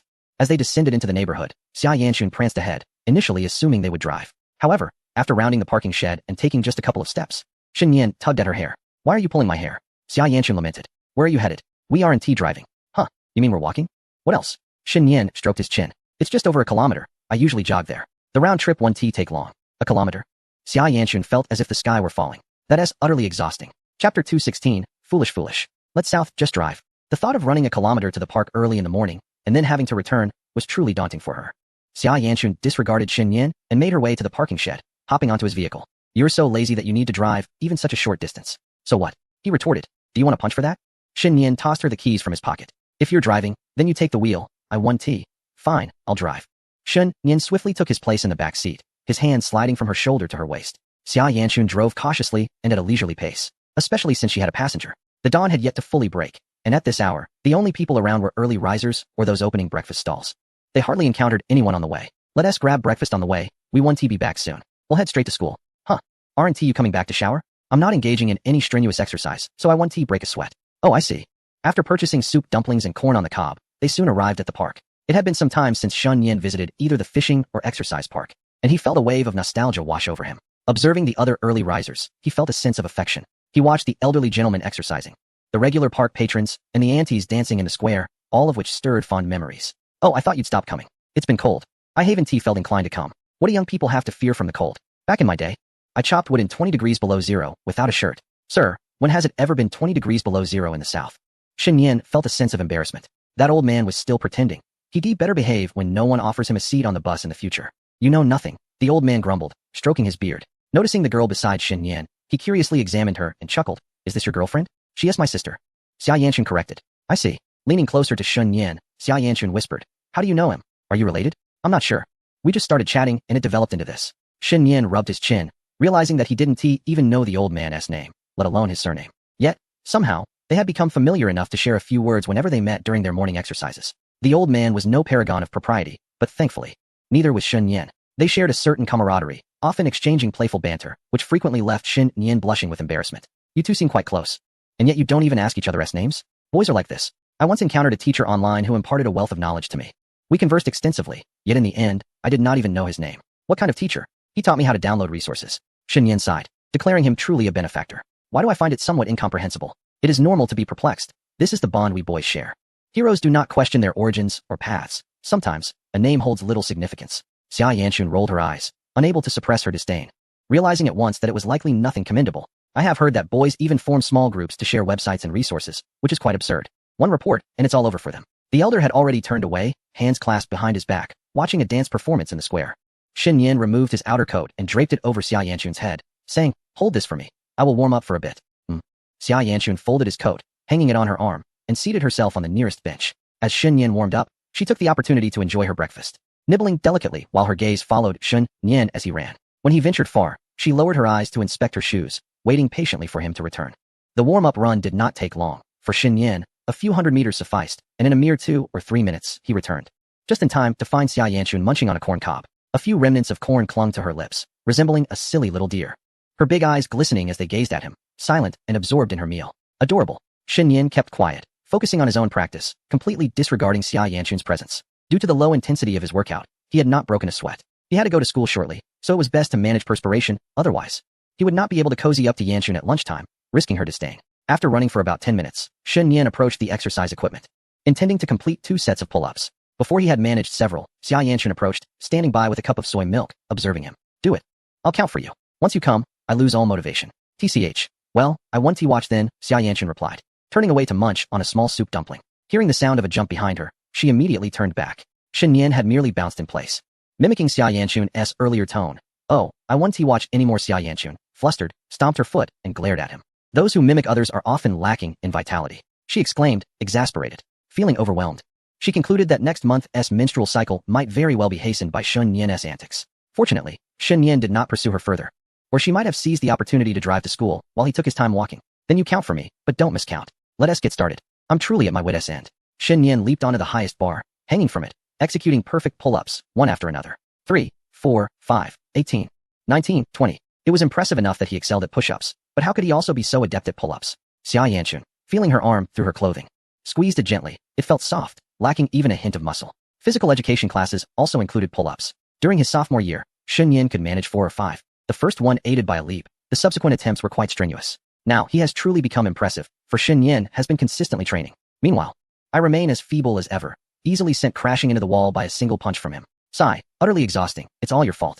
Shen Yin feigned extreme fatigue, propping himself up on his knees and inhaling deeply, his lungs burning. "What does that have to do with me?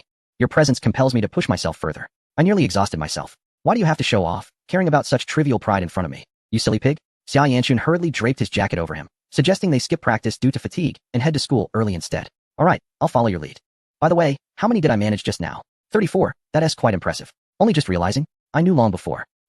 Next time, when you do push-ups, I'll ride on your back. Or shall I be the master of the backstomping realm? Continue with your abstractions, and I'll shove your shoes in your mouth." Shen Yin smiled faintly, nudging her aside and taking the remnants of her breakfast from her hands. The soup dumplings and soy milk were meant for 2, but the corn on the cob was purchased solely for Xia Yanchun. She had nibbled on it considerably, leaving only the remnants. "I can't finish this." Xia Yanchun spoke first, insisting he help her with it to avoid waste. "You resemble my sister quite a bit. I am your sister." "Indeed, indeed." Xia Yanchun lifted her gaze to Shen Yin, the pink flowers blooming ever more abundantly. "Sister, I am the sister." This time, Shen Yin openly acknowledged it.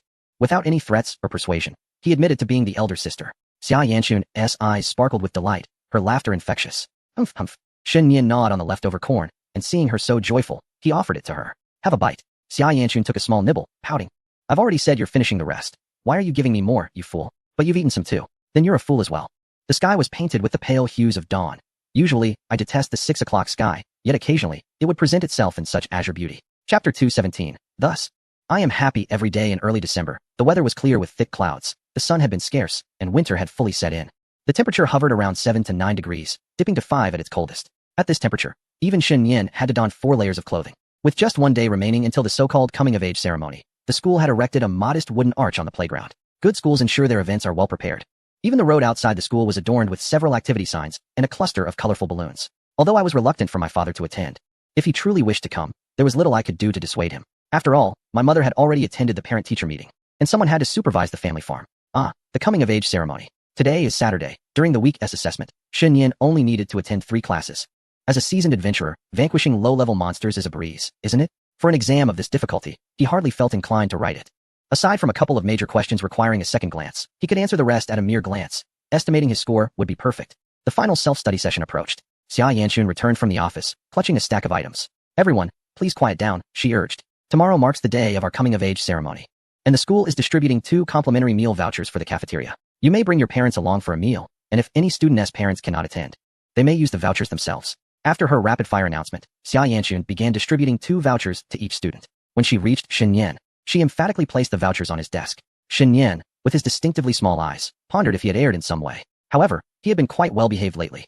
Could it be that seeking affection in the hallway every evening was truly inappropriate? I don't see why you should refuse, he mused. Without hesitation, he handed the 2 vouchers to Ma Mingfan and Shen Dong.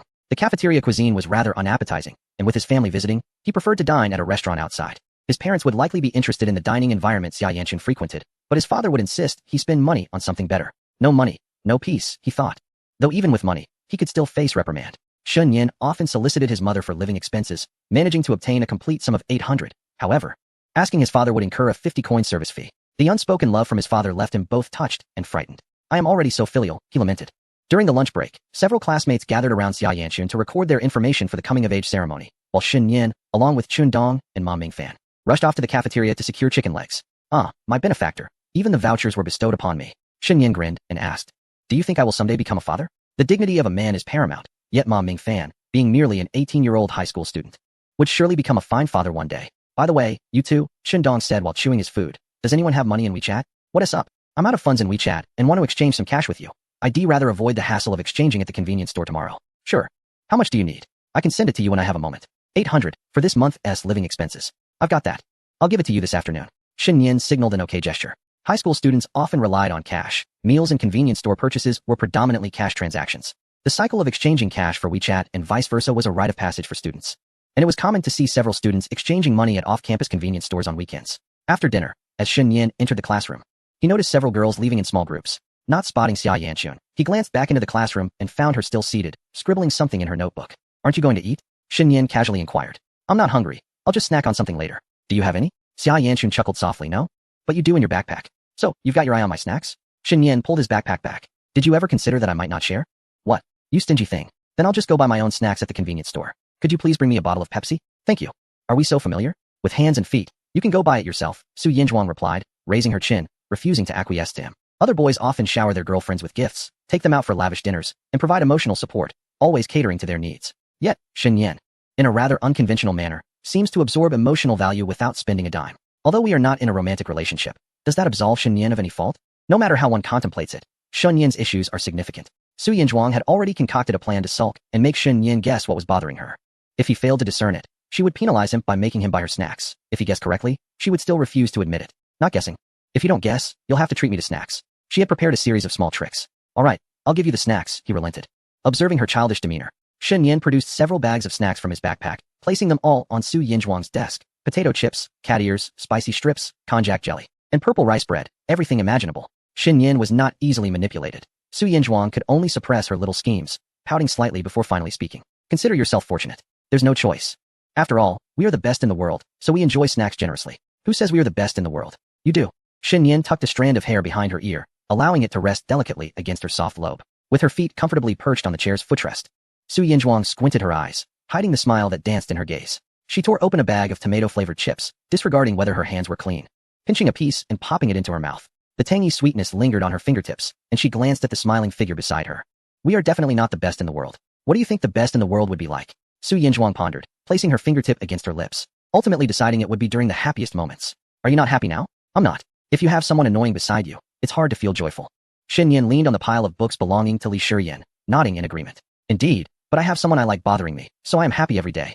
Su Yinzhuang's ears began to redden, and while chewing on her chips, she felt warmth creeping across her cheeks, lowering her head slightly. She excitedly rose on her toes. I don't know who you're talking about. Guess. I don't know. You're not allowed to say that. Say less. Su Yinzhuang pinched 3 or 4 chips, offering them to Shen Yan. Chapter 218. Aren't you challenging me not to feel embarrassed? Then I lost. Shen Yan was essentially unrefusing when it came to food. The chips were delectable, and Su Yinzhuang's fingers were equally enticing. Not only did he consume the chips, but he also grasped Su Yinzhuang's wrist. Savoring the residual tomato seasoning from her fingertips, Su Yinzhuang gasped softly, the blush on her face spreading to her ears and neck, rendering her speechless as she curled her fingers in a flustered manner. So brazen. It was only when Shen Yan released her hand that she reached for a tissue to dab at her mouth, whispering softly, I don't know. I just opened my mouth when I saw snacks flying towards me. I thought you were an invisible female agent. Is that what you dream of saying? I hereby penalize you to treat me and my father to a lavish dinner tomorrow. Please, my allowance is gone. Where has the money gone? You spent it on games? I will inform uncle and let him deal with you. I am not familiar with you, so I want to tell you. Xia Yanchun, in a fit of anger, bumped her rosy little face against his arm. Shen Yan, in response, tousled the girl's hair, thinking how hypocritical she was. She would often claim they weren't close. Yet when others said the same, she would act all clingy and affectionate. It was quite pleasant indeed. So, where did your living expenses go? It seems you haven't spent much at all. After nuzzling against him for a while, Yanchun's bangs became a bit disheveled before she ceased. In truth, I haven't spent much. I was just teasing you. You little rascal, you truly deserve a beating. Shall we engage in a duel like warriors? I can't be bothered with you. Xia Yanchun settled down, snacking on some chips, and complained, your breath reeks. Why did you shove them into my mouth? I didn't. Yanchun retorted. Clearly it was you who held me back, preventing me from pulling away. You really have a knack for reversing the truth. I learned it from you. Now you feel uncomfortable, but I never saw you like this when we were young. Thinking about their childhood mischief made Yanchun feel guilty. Reflecting on the past, she recognized that some of her actions had indeed been excessive. A true hero does not speak of past glories. Do you not know that? Yanchun hastily stuffed a chip into his mouth to silence him. Thus, her fingertip was captured between Shen Yan's lips, emerging damp and utterly disgusting. She found it repulsive. Not wanting to hear more, Shen Yan ceased speaking and began nibbling on a small bun. Yanchun had been quite thoughtless in her youth, often bullying him. And by the time he wanted to retaliate, she had blossomed into a graceful young lady, untouchable and unassailable, leaving him only the option of verbal sparring. Back then, he felt quite unfortunate. Now, as he reminisced, the more he thought about it, the more he felt a pang of affection. Shen Yan dared not dwell on it any longer. Instead, he decided to focus on the sweet and delightful Yanchun. Here, the last chip. Yanchun offered him another chip. And this time, Shen Yan refrained from taking her finger into his mouth, behaving himself. Observing the residue of seasoning on her fingers, she directly placed them in her mouth to savor every last bit, her saliva smearing across Shen Yan's clothing. Yanchun had indeed learned to control herself. One bag of chips wasn't quite enough, so she opened another bag of cat ears. Cat ears, also a fried delicacy, were sprinkled with sweet granules, providing a delightful contrast to the savory chips. Mimicking Shen Yan, she mischievously bared her teeth and grabbed a piece of cat ear, intending to feed it to him. It appeared she had become quite addicted to feeding him. Shen Yan crunched it in his mouth, one hand daringly resting on her thigh beneath the table. Yanchun's body trembled slightly, but seeing he merely rested his hand without any further boldness, she chose to ignore him. She was not particularly sensitive to the cold, dressed in thermal pants beneath her thicker trousers, making it difficult for him to touch anything. Are you still eating? Go ahead. I only came up after finishing my meal. Then what should you call me for feeding you so much? Waiting here for me, were you? Yanchun pretended not to hear, continuing to eat while anticipating his response. Upon hearing the word sister, she would enjoy a blissful slumber throughout the afternoon. Similarly, the moment she heard Chunjia, she would succumb to a delightful nap. Even if she were not particularly close to her so-called sisters, she could still find comfort in sleep. Having grown up together, it seemed rather unfair that, even at this age, she still had to feed Shen Yan. If such efforts did not elicit a kind word, it would be utterly disappointing. You consume my possessions, feed me with my own things, and yet impose conditions upon me, without suffering any loss. Haven't you already touched me? Xia Yanchun poked Shen Yan's thigh with her little finger. Shen Yan scratched his pants, which were already thicker than half of his finger, and felt quite uncomfortable. He refused to speak. Humph, remember what you just said. Xia Yanchun immediately cast aside Shen Yan's large hand. Had she known he wouldn't have spoken up, she would have prevented him from placing his hand on her thigh. Even with 2 layers of pants, that area remained quite sensitive. Shen Yan, uninterested in arguing, took the pink pillow from Xia Yanchun's drawer and lay upon it. I am going to sleep. You are not permitted to do so. Hey, Shen Yan remained indifferent. Turning his face away, even when Xia Yanchun shook him and tugged at his hair, he remained silent, shamelessly monopolizing the small pillow that Xia Yanchun rested upon daily. He had not seen her take the pillow home to wash. It smelled delightful, indicating that Xia Yanchun likely did not drool while sleeping, otherwise, it would surely have been unpleasant. Xia Yanchun was at a loss for words, having consumed 2 small buns while observing him maintain his position, unsure of how to respond. You had better not drool, do you understand? If I find your saliva on it, I will throw it away and make you buy me a new one. Is that really necessary? Such disdain. Indeed, I find it utterly repulsive. Shen Yan finally turned his head, blinking and grinning mischievously. How come I didn't see you wash your hands when you were sucking on your fingers earlier? I simply forgot. Xia Yanchun nonchalantly used a book as a pillow, though her ears were flushed pink, betraying her calm demeanor. The once boisterous Chun Bao was now but a distant memory. Chun Bao, good afternoon. Shen Yan closed his eyes, genuinely intending to take a nap. Xia Yanchun nodded, adjusting her clothing, when her gaze suddenly fell upon Shen Yan's pants. One hand swiftly landed on his thigh, delicately caressing it. In this frigid weather, why are your pants so thin? The cuffs aren't even long enough, exposing your ankles. Just as she was about to voice her thoughts, Shen Yan instinctively covered her hand, preventing her from touching him. What are you doing, getting all handsy? Your pants are so thin. Aren't you cold? Not at all. Shen Yan safely placed her soft, cool hand upon his own thigh, his hands digging into his pockets, adjusting his jacket to appear more relaxed. It was evident he was concealing something. Xia Yanchun leaned closer, her large eyes blinking innocently, a faint blush coloring her cheeks. What are you doing? Sleeping, Shen Yan replied, his expression slightly troubled. Hee. Xia Yanchun's eyes curved into crescent moons as she playfully clenched her little fists between them. Gradually, she raised a finger. Xin Yan, are we to pretend we didn't see anything? Even if we cannot ignore it, must we not simply laugh it off? It seems you prefer to express yourself in such a vivid manner. Is it not a daunting challenge? Well, I concede my defeat. Thank you all for your enthusiastic encouragement. Chapter 219, what does it mean? Xin Yan had lost utterly. He began to turn his head away, refusing to speak to Xia Yanchuan. The embarrassment was almost overwhelming. How could he be so easily manipulated in front of her? It was incredibly frustrating. Hey, Xia Yanchuan waited for a moment, and noticing he still wouldn't turn around, she gently poked his neck with her finger. Don't touch me, I'm going to sleep. Just turn around. Xin Yan, feeling dejected, sighed heavily and finally turned his head, revealing half of his face to meet the gaze of the girl before him. Xia Yanchuan's heart raced a little faster. She too concealed half of her face, allowing one eye to glimpse Xin Yan's somewhat flushed cheeks. She had thought Xin Yan was utterly shameless. Yet, it turned out he could blush too. His bashful demeanor was indeed a rare sight. Even during more intimate moments, it took him ages to appear anything but awkward. When he blushed, he appeared rather endearing. Not only was he shy, but Xia Yanchuan's spirits also lifted significantly. Heh, you're blushing. Xin Yan managed a smile that didn't quite reach his eyes. Why wouldn't I be blushing? Who wouldn't blush in this situation? Only a true marvel could remain unflustered. He considered himself fortunate. Those who turned crimson merely from exchanging a few words with a girl would likely find it difficult to face the world in such circumstances. He merely felt a bit embarrassed. Are you better now? Xia Yanchuan inquired once more. Must you keep asking? Oh, what do you mean? What do you even understand? You rascal? Xia Yanchuan fell silent, instead gifting Xin Yan a mischievous smile, her long eyelashes betraying her amusement. Even her ears flushed with warmth. Yet she felt compelled to tease Xin Yan a little more. It would be a shame to squander their long-standing rivalry without a few playful jabs. Rivalry is like this. Xin Yan, you've made quite the blunder, haven't you? Aren't you embarrassed? Not particularly. I've made far worse mistakes. Hee. That is quite true. The sound of Xia Yanchuan's shoes squeaked against the bar. Oh, that wicked woman. How delightfully entertained she is by others' misfortunes. I hope my friends don't witness anything peculiar. Are you better now? Xia Yanchuan began again, but Xin Yan merely gazed at her in silence. Xia Yanchuan nestled her face further into her arms, her apricot eyes blinking subtly. Is Xin Yan feeling uncomfortable? Xin Yan was taken aback. What does that mean? What does it imply? Why must you pry so deeply? Want to unravel my thoughts? Xia Yanchuan murmured, burying her face completely into her plush coat, her voice soft and gentle. If you are feeling uncomfortable, you don't need to keep your distance. I think it's quite normal. Xin Yan? Xia Yanchuan stole a glance. Indeed, Xin Yan had closed his eyes, his breathing steady. Who could fall asleep so swiftly? Although she knew he was feigning slumber to evade the topic, she chose not to press further. As long as he could hear her, that sufficed. She considered herself to be relatively open-minded. During her middle school years, she had even conducted a class on female education. Coupled with the wealth of reputable scientific knowledge available today, she had, to some extent, become familiar with topics that were often difficult to discuss. Not to mention having witnessed them firsthand. She completely understood Xin Yan's occasional peculiarities. Even if he had not reformed, she would refrain from criticism. Perhaps only teasing him with a few playful jabs about his eccentricity when the topic arose. Observing Xin Yan's expression, Xia Yanchun playfully poked him with her finger, indulging her whim before she began to drift off to sleep. After an hour and 10 minutes of slumber, she awakened languidly, only to find Xin Yan had already left. The chair beside her now felt cold, leaving her to wonder when he had risen. She stifled a yawn, often curious about how Xin Yan managed to regulate his sleep schedule.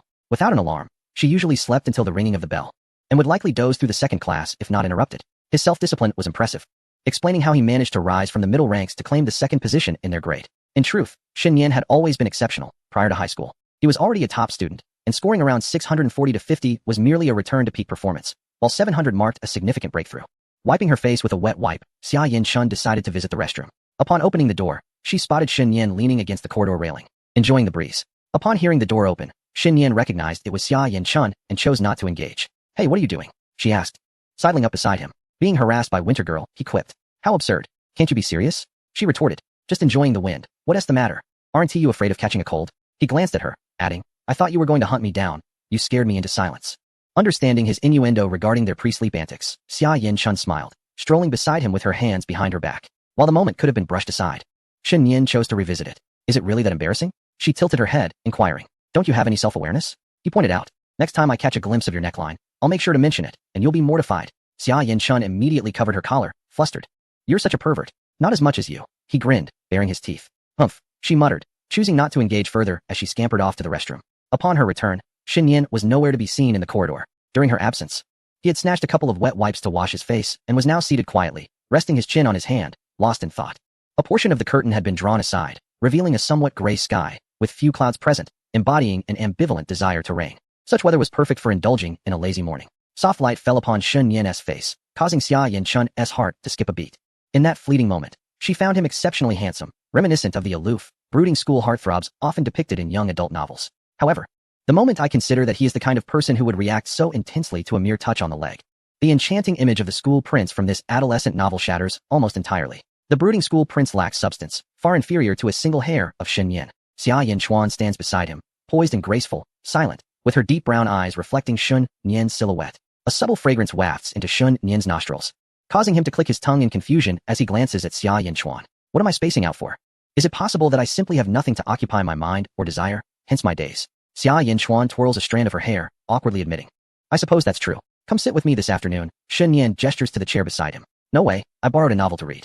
That doesn't conflict, does it? Well, it does. I've already kept you company during your nap at noon. Wanting to sit together again this afternoon is rather greedy. Chapter 220. To kill without cruelty. Jichuan. However, the bell has only just rung, and the arrival of others is not immediate. So Xia Yanchuan does not mind spending a little more time with Shen Yan. She leans her upper body on his stack of books. By the way, did you hear what I said at noon? 6. It truly has pursuit skills. Did the Earth OL change its mechanics without an announcement? As long as you absorbed it, that's sufficient. Xia Yanchuan beams with joy and quickly returns to her seat. According to the law of conservation of mood and rivalries, the smile of Xia Yanchuan, under the rivalry with Shun Yan, is indeed contagious. Her smile is sweet, yet Shun Yan's own expression fades away. Just before class begins, Shundong arrives with his backpack, turns to face Shun Yan as he sits down, and pulls out a stack of cash, placing it on Shun Yan's desk. 7 red bills, 2 green ones, and 3 coins. Shun Yan, you know what this is. Of course, we're all brothers. No need for explanation. Just cash exchange, right? 800 for 3 dimes, is that correct? What are you saying? As brothers, consider the 3 coins a gift from me. Don't underestimate these seemingly ordinary coins. They have quite the story. Shen Yan stows the money into his backpack, leaving only the 3 coins on the desk. The coins are unnecessary to save. They can serve as materials for constructing a spaceship from a pen cap, while others can only use pen caps for such creations. His 3 coins elevate the authority of the endeavor. What is so special about them? One of these coins is a misprint. The front is stamped on the back, and the back on the front. Shindong chuckles. What is the difference? No difference. Then what about the market? Hold on. Shindong interrupts, picking up another coin. This one was tossed by Misaka Mikoto. I accidentally picked it up. Damn. Even the railgun has made an appearance. Shun Yin struggles to contain himself. So, what is the difference? They're ISNT 1, but you could sell it on some platform for 288 and see if a fool would buy it. The feasibility is quite high. And the third one? This is where my imagination runs out. ISNT it? Haha, what are you saying? Everything I, Shindong, say is the truth. If any part were a lie, I would find $100 just walking out. Shin Yin chuckles, feeling relieved. The coins can serve not only as materials for a spaceship, but also as projectiles aimed at Shindong's face. During evening study, the scent of shampoo fills the classroom heavily. Tomorrow, I shall meet my parents, and everyone has adorned themselves splendidly. Even those who typically dress casually have donned more attractive jackets. Shindong has even brought a comb along. However, when Shin Yin observed Shindong using the comb to scratch an itch beneath his clothing, he couldn't help but chuckle. It appears that the comb's authority in alleviating discomfort is unparalleled, second only to the gentle touch of a partner. Isn't that a bit peculiar, my friend? Shin Yin mused, feeling somewhat embarrassed. Is that truly the purpose of a comb? Indeed, it feels marvelous. Would you care to try? Shin Yin, intrigued, also took the comb to scratch an itch. Goodness, why did no one mention such a delightful tool sooner? Shindong exclaimed, isn't this exhilarating? Far better than the thrill of gaming. Just then, Mom Mingfan arrived, and, upon overhearing their conversation, turned pale. What on earth are you two discussing? What is this talk of comfort? Come, you must try as well. Shindong urged, gesturing for him to turn around. However, Mom Mingfan hesitated, instinctively shielding his backside, wary of any playful antics from his friends. With a swift motion, the comb found its way into Mom Mingfan's back, scratching along his waist with vigor. His expression changed dramatically, nearly letting out a cry of surprise. The sensation was overwhelming, almost leading him to a state of dependence on the comb's delightful touch. Thankfully, he managed to contain himself, reminding himself of his resolve. Upon returning home, he vowed to reward himself by listening to Lemon 20 times. The sweetness of candy served as the base level, while this experience was an advanced version. After mastering it, he believed he could gaze unwaveringly at Cthulhu and envision a whimsical white-haired little girl. The boy's peculiar antics were unsettling to Xia Yanchun, who cautiously moved her chair away, fearing she might catch their odd behavior. Better to stick close to the mysterious, she mused, linking arms with Li Shiyan, who looked stunningly beautiful. Is your mother coming tomorrow? Yes, indeed, Li Shiyan replied, her hair cascading freely as she attempted to dry it. My father has been busy with business dealings. My mother manages most matters concerning my school. Your mother is truly lovely, Xia Yanchun remarked. The stereotype that wealthy women are beautiful held true, as during the parent-teacher meeting. She noticed Li Shiyan's mother, whose skin was impeccably maintained, dressed with an air of sophistication, resembling a powerful woman in her 30s. The resemblance between Li Shiyan and her mother was undeniable, yet their personalities contrasted sharply. The strong mother had given birth to an adorably naive daughter, a delightful juxtaposition. What will you wear tomorrow, Xiaochun? I shall dress normally, quite similar to my current attire. Li Shiyan nodded enthusiastically. In fashion, one who is beautiful looks good in anything. And clearly, Xia Yanchun embodies that. Li Shiyan felt a pang of envy regarding Xia Yanchun's height, wishing she could reach 6 meters. Do you think it's too late for me to drink more milk? Huh. Xia Yanchun instinctively glanced at Li Shiyan's not-so-small attributes. I meant in terms of height. Oh. It seems rather unlikely. For us girls, the onset of puberty reaches a peak around the age of 19. However, milk is not too expensive. You might as well give it a try. There are indeed many who continue to grow taller in their senior year of high school. From today onwards, I shall indulge in a bottle of pure milk both morning and night. Tears moistening the milk, I vow to reach a height of 1.60 meters. After evening study sessions, the cool night breeze infiltrates my sleeves, rustling the dried leaves scattered on the ground, creating a symphony of whispers. Shun Yin intentionally steps on the brittle leaves, making it difficult to sweep them up later, a random punishment for the younger students tasked with cleaning the designated area tomorrow. You are incorrigible. I am merely walking normally, Shun Yin chuckles. Xia Yanchun smirks, secretly stepping on 2 leaves herself, pretending it was Shun Yin's doing. Clutching a hot water bag, she glances down at Shun Yin's exposed hand, curiously reaching out to touch it, finding it surprisingly warm. Huh, are you attempting to tempt me? Quite intriguing. Woman, you have successfully captured my attention. It seems I must spend the night in your room. Chapter 221. Helping you trim your toenails. The campus path on a winter night is enveloped in a damp chill. The streetlights cast a warm yellow glow, softly illuminating the heads of passers-by, highlighting strands of hair and enhancing the night's tranquility. Xia Yanchun focuses on her feet, while Shun Yin takes 2 steps for her every 3. She aims to synchronize their strides, but unless Shun Yin deliberately slows down, it is utterly impossible. After much contemplation, she settles for 3 steps to his 2, playfully bounding ahead of him, hands clasped behind her back. If you remain silent, I shall take it as your tacit agreement. Do not sleep too soundly tonight. Shun Yin murmurs from behind. You aren't planning to come over at dawn, are you? Not at all. I will freshen up and come right over. Then you must hurry. After midnight, I shall lock the door, and the key won't work. Shun Yin, unfazed, glances at the few scattered twinkling lights and quickly catches up to Xia Yanchun, his fingers playfully twirling around her ponytail. The strands are soft and yield easily to his touch. Back then, you wouldn't even let me on your bed. How have you transformed so? Haki-chan, you have truly fallen. Isn't it different? People change. Do you not understand? That is indeed true. People do change, whether it be oneself or Xia Yanchun. The transformations are visibly apparent. Do you believe you have changed? Shin Yan inquires with a smile. Come closer, and I shall reveal how I have changed. So mysterious. Shin Yan leans in to listen to her whisper. Xia Yanchun covers her mouth. I have become increasingly beautiful. Encountering a narcissist, it seems. Driving home, Shin Yan contemplates the arrival of his father the following day. After a refreshing shower, he rummages through the refrigerator, finishing off the yogurt and fruit. Devising a plan to coax his father into providing some pocket money. Money is not a concern. It is simply for amusement. It is rare for his father to visit. It would be rather impolite not to offer something. The bond of father and son is all that is needed in the heart. With damp hair still clinging to his forehead, he emerges from the hot shower clad in a short-sleeved shirt and loose pants, feeling a slight chill. Having eaten too much fruit, he lets out a loud burp, leaving Shun Yu staring in disbelief. What are you doing? Are you starving? Observing the trash bag filled with yogurt containers and fruit peels, she finally can't restrain herself from speaking. Indeed, I find myself a bit peckish. If I express my hunger, would you prepare a late-night snack for me? Is it not your duty to cook for me? By the time I return home from class, it is nearly 11, and yet I am expected to prepare a meal? With a deep sigh, Shin Yan lamented his fate. You must be feeling rather mischievous.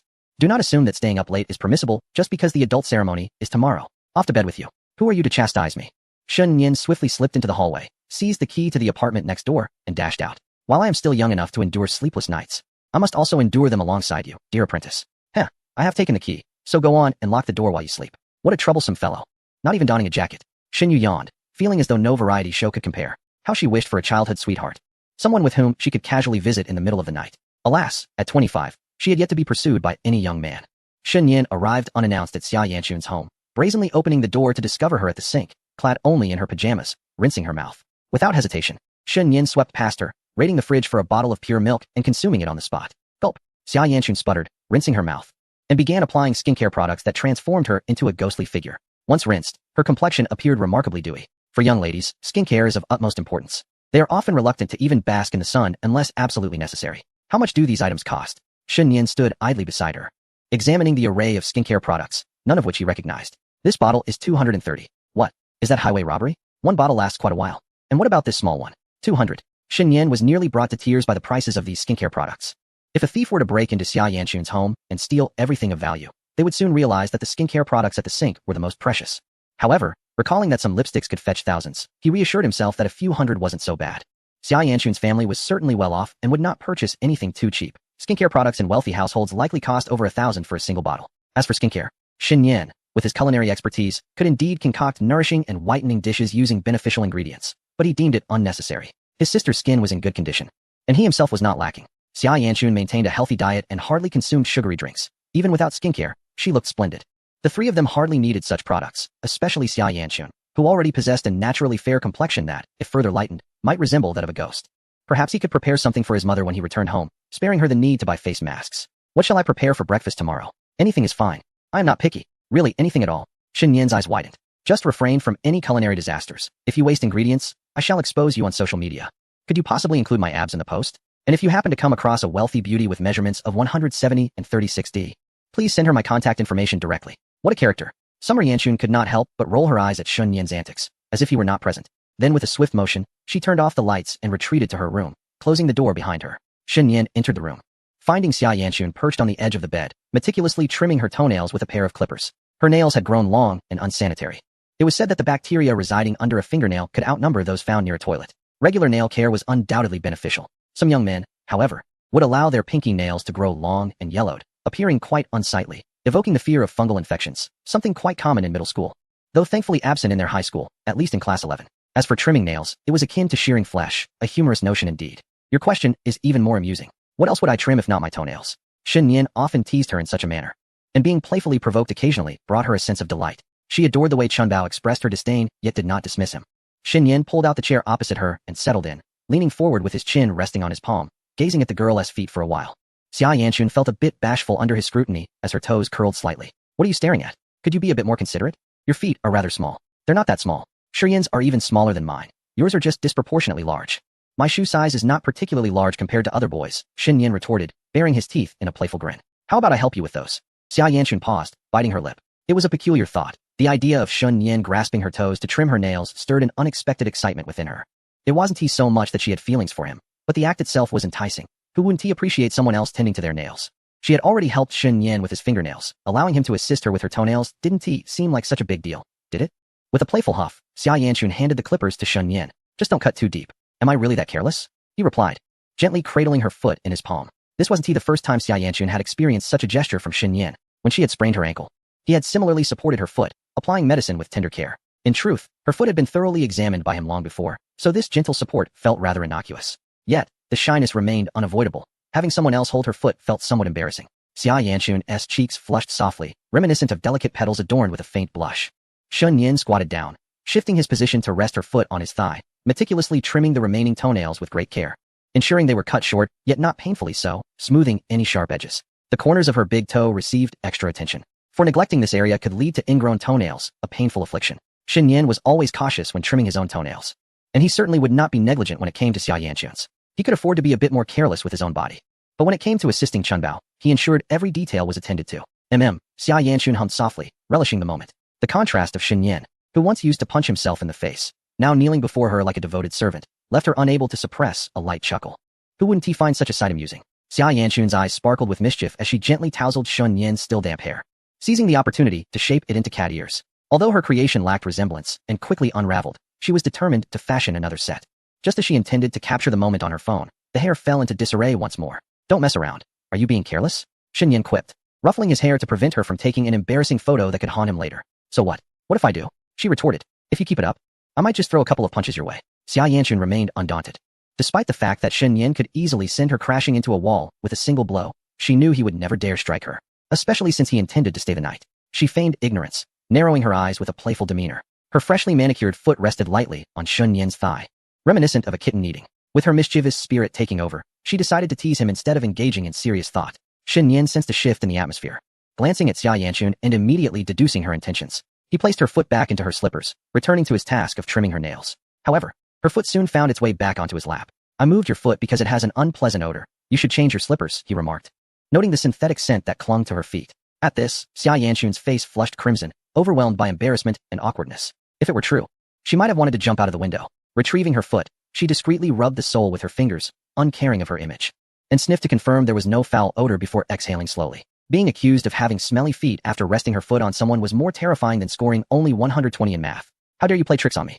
I could accidentally cut you, she threatened playfully. Once Shen Yan clipped the last nail, Xia Yanchun's foot broke free from his grasp, only to kick him lightly on the thigh. Goodness, that's filthy. Shen Yan sighed, too lazy to retort, and hurried to wash his hands. Even if they were clean, he couldn't shake off the mental hurdle, dismissing the thought of unpleasantness. Xia Yanchun had already cocooned herself in blankets on the bed, engrossed in her phone. You can sleep on the couch, she stated. Are you serious? Yes, she replied without turning back. Feeling a sense of relief, Shen Yin pulled back the covers and nestled in. Such was their rivalry. The more she insisted on doing one thing, the more he would do the opposite. When she mentioned sleeping on the couch, he would invariably dive into the bed. If she suggested sleeping together, it meant they would indeed share the bed. For in those moments, she was undoubtedly the most delightful Xia Yanxun. Different actions yielded different outcomes. Hadn't he experienced the games of Rock Kingdom and Sailor Star? As the lights dimmed, only the glow of mobile screens illuminated the room. Shen Yin lay close to her back, his hand instinctively resting on her abdomen. Stop looking at your phone and go to sleep, he murmured. There's no rush. Tomorrow is the weekend, and there are no classes. All right then, he replied, inhaling softly. His heartbeat quickening as his hand, concealed beneath the covers, deftly unbuttoned a clasp of Xia Yanxun's pajamas. Xia Yanxun's ears were warm, and her free hand rested gently on Shen Yin's hand. What do you intend to do? She inquired playfully. Just a little rub on the belly, truly, he replied. Be honest now. Shen Yin harbored no ill intentions. He merely wished to caress Xia Yanxun's soft abdomen. The act of touching her belly was quite comforting. And whenever they shared a bed, Xia Yanxun never rejected Shen Yin's advances. Instead, she would grasp his hand lightly to prevent any mischief while she was distracted. Her belly radiated warmth, and soon her hands and feet followed suit. Once she felt relaxed, her body surrendered completely, her hand resting on Shen Yin's becoming a mere ornament. Shen Yin's warmth dispelled the chill from the blankets, akin to soaking in a hot spring. Xia Yanxun let out gentle breaths, dimmed her phone screen, and turned to nestle into Shen Yin's embrace. If you turn, I want to touch your belly too. No, let us sleep instead, shall we? Hurry, Xia Yanxun insisted, tugging at his shoulder to turn him around. Shen Yin, feeling flustered, ultimately complied. When he touched Xia Yanxun's belly, he felt at ease, knowing he would not suddenly overstep. Yet, he was far less comfortable when she touched him. Boys have fewer taboo areas than girls, and he felt that Xia Yanxun might indeed cross boundaries. In front of three small ruffians, he could maintain his composure, but lying on the same bed with Xia Yanxun left him feeling unusually vulnerable. Xia Yanxun's soft touches crept up to Shen Yin's abdomen, measuring his muscles inch by inch, bringing her delight, as if small peonies blossomed within her. I'm going to sleep, Shen Yin said, resting his head on his hand, appearing relaxed. Aren't you usually quite spirited? My energy varies daily. I'm truly tired now. Then sleep, she murmured, nuzzling against his neck and playfully blowing warm air against it. As her breathing gradually steadied, her hand occasionally grazed Shen Yin's lower abdomen. Shen Yin grew increasingly uneasy, feeling as if he had been weary for days, becoming somewhat stiff. Xia Yanxun bit her lip. If you want, perhaps you could move to your side for a bit, then come back later? Just wait a moment. Oh, Xia Yanxun replied, turning around to lean back against Shen Yin, her large eyes sparkling with energy. I didn't mean to. Good night, good night. Chapter 223. I have already given up before Xia Yanxun drifted into slumber. Shen Yin remained remarkably composed. His ability to play the role of a lifeless body was unparalleled. He refrained from moving, fearing accusations of abnormality. The unusual impulses lingered until Xia Yanxun finally succumbed to sleep, gradually subsiding. While the stimuli were provocative, desire remained distinct, often.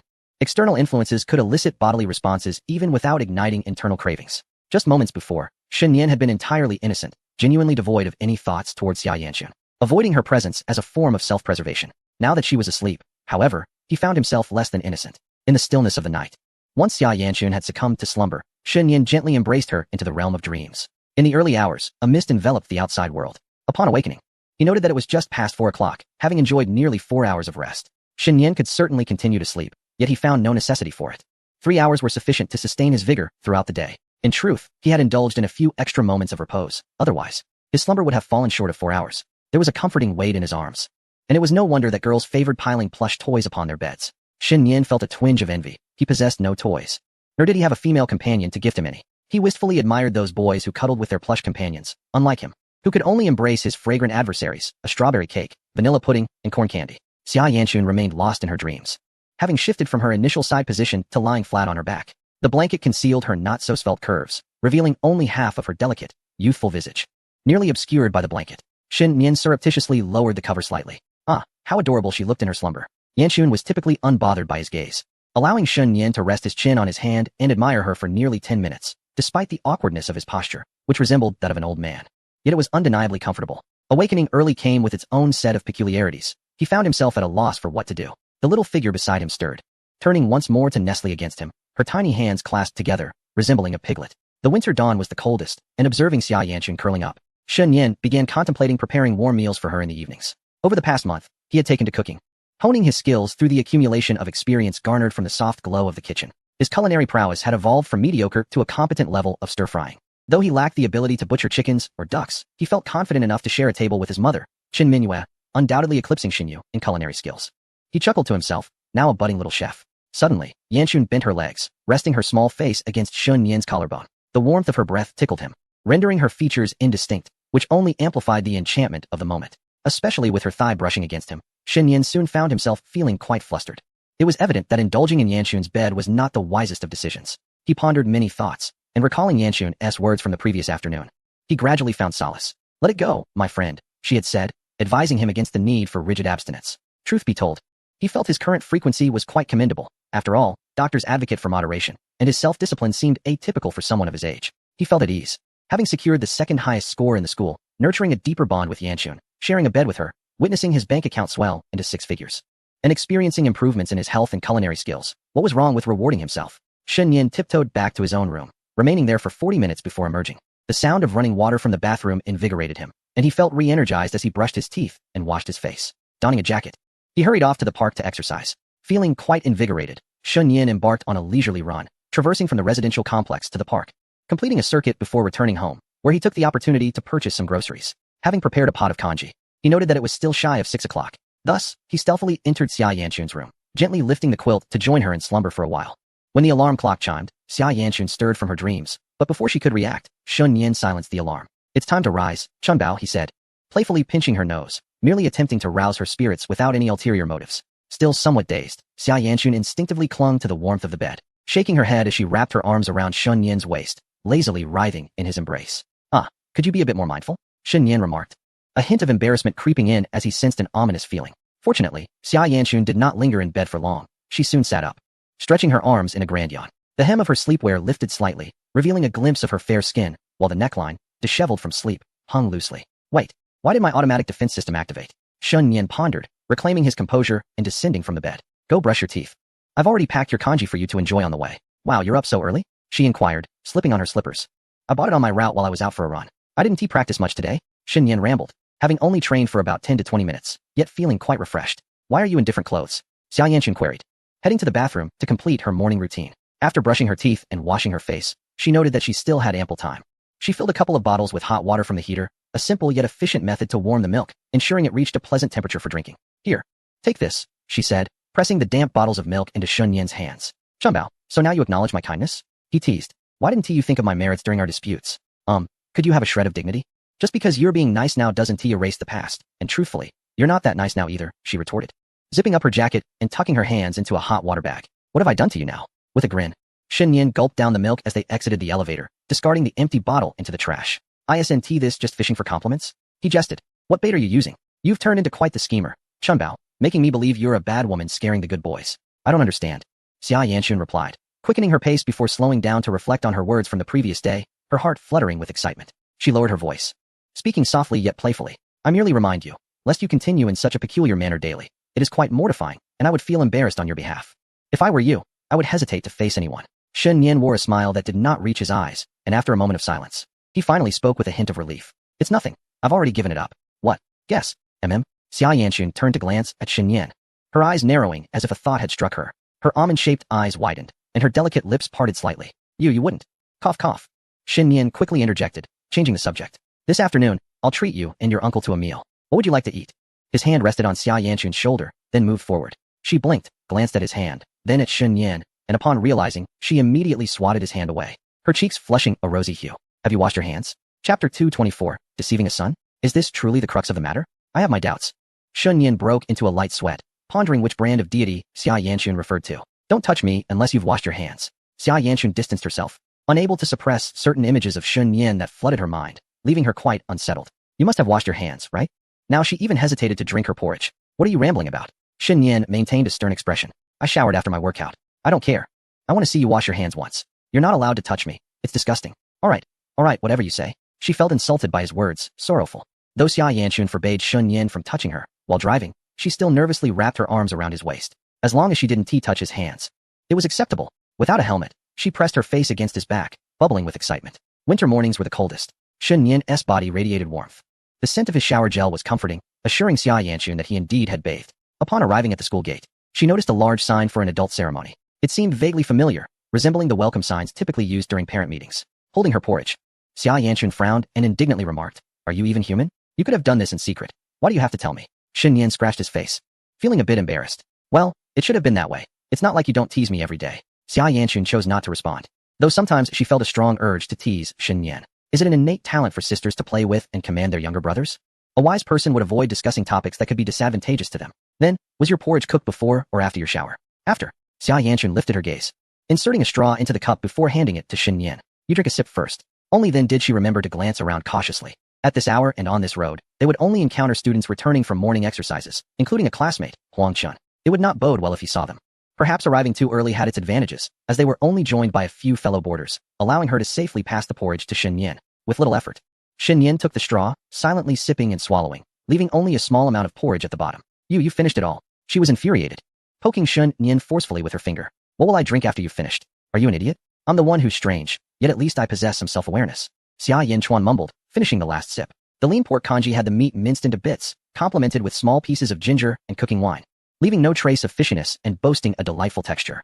Xia Yanchuan genuinely enjoyed the breakfast Xin Yan prepared. However, today she only took a single sip, sulking and making Xin Yan guess her feelings.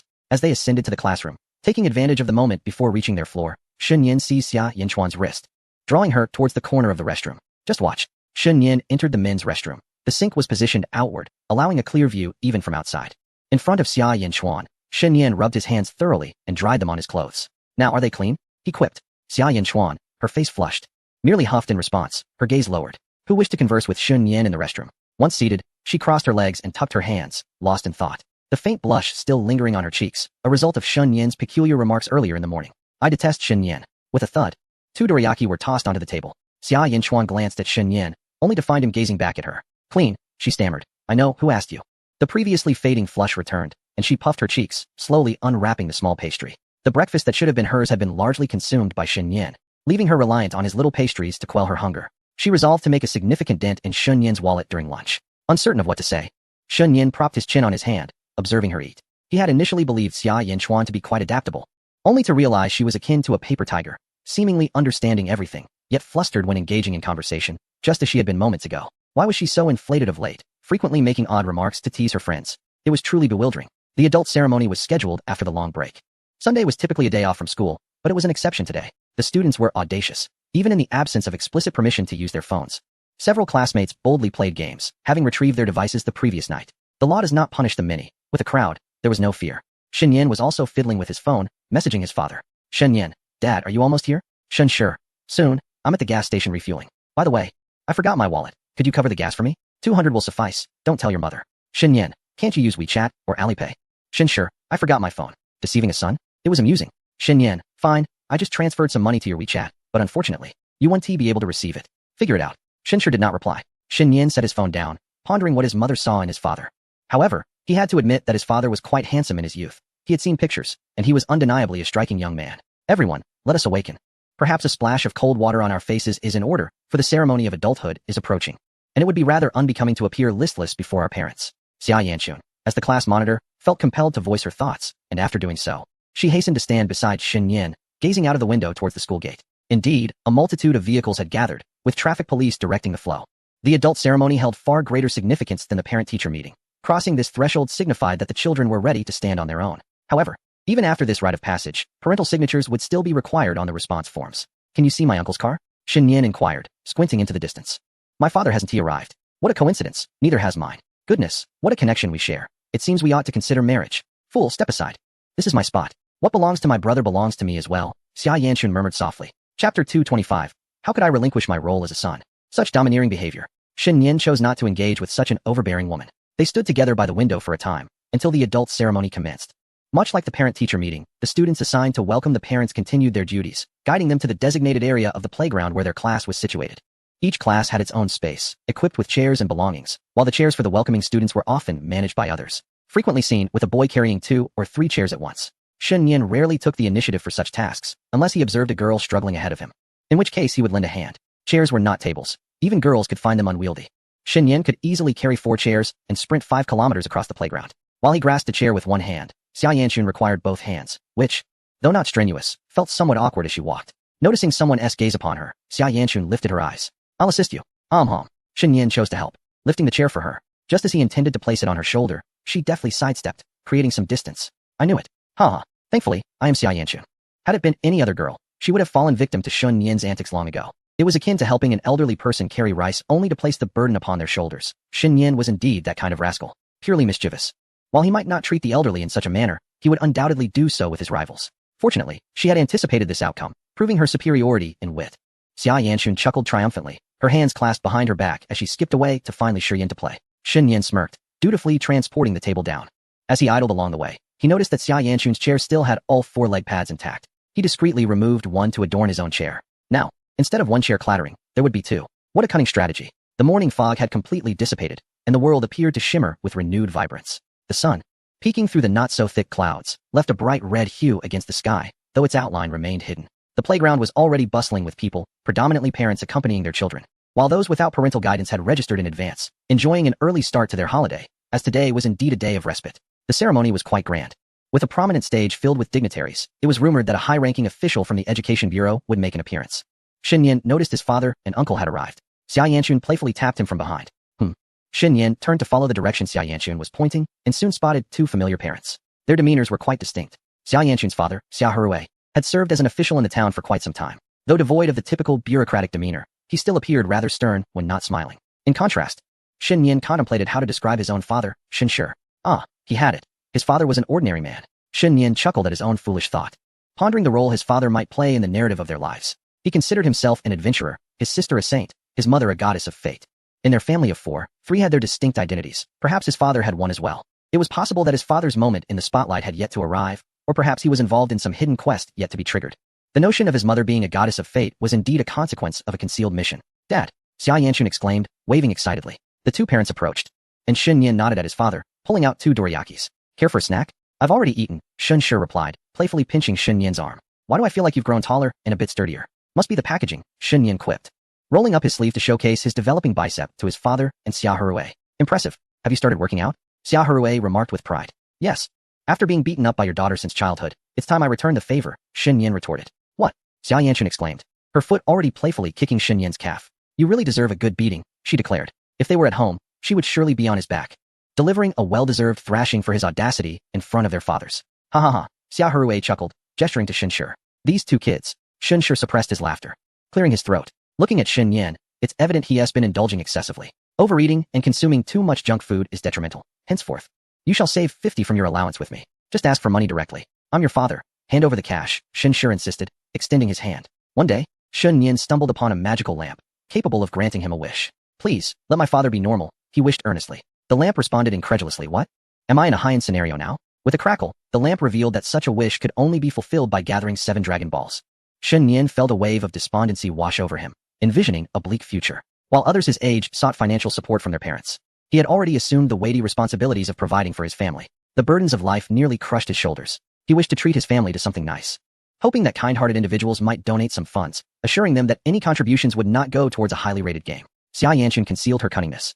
It is said that when the upper beam is not straight, the lower beam will be crooked. No wonder Shen Yan seems so abstract. It turns out Uncle Shun is not simple either. Is this a case of evil being met by evil? Certainly. But let it be clear. That does not imply Uncle Shun is a demon. He is truly wonderful. Little Chun, I will sit beside you, Li Shiyan exclaimed as she approached with her chair. Upon seeing the 2 gentlemen, she quickly greeted them. Hello, uncle. The woman following her nodded. A gesture of acknowledgement between parents. Hello, auntie. Xia Yanxun greeted Li Shiyan's mother with a bright smile. So you are little Chun? Shiyan speaks of you daily at home. Achieving the top rank in your grade, quite impressive. The future is promising. Not too bad, Xia Yanxun replied modestly. After finishing her conversation with Li Shiyan's mother, she turned her attention back to Shen Yan. Hello, Shen Yan. Shiyan has mentioned you as well. From scoring 550 to 700. That's remarkable. Shen Yan scratched his head. It's not a big deal. Li Shiyan is quite impressive too. Receiving an unexpected compliment, Li Shiyan's spirits soared. Even if someone stepped on her foot, she felt it was inconsequential, laughing joyfully like a child. Her innocence is more pure than a thimble. How delightful. Attention. All attending parents, please refrain from moving about. The coming-of-age ceremony will commence shortly. Hey. The leader was still adjusting the microphone, while attentive students had already seated the parents. Shen Shi observed Shen Yan sitting in his chair, then looked at the surrounding parents who had settled down. Pondering for a long time, regret washed over him. Perhaps he had been too lenient in the past. Are you the father, or am I? Shen Shi could not help but jest. I am younger, stronger, smarter, and more diligent than you. With youthful ambition, how can I willingly play the role of the son? From now on, we shall each manage our own affairs. As for future inheritance, the storage room would be allocated to Shen Yan, along with a mere $20 for a meal at a local eatery. Chapter 226. Am I not your good son? Shen Yan was not devoid of feelings. As a dutiful son, he could not allow his father to stand. While other parents could sit comfortably, why should his father remain standing? Dad, don't stand.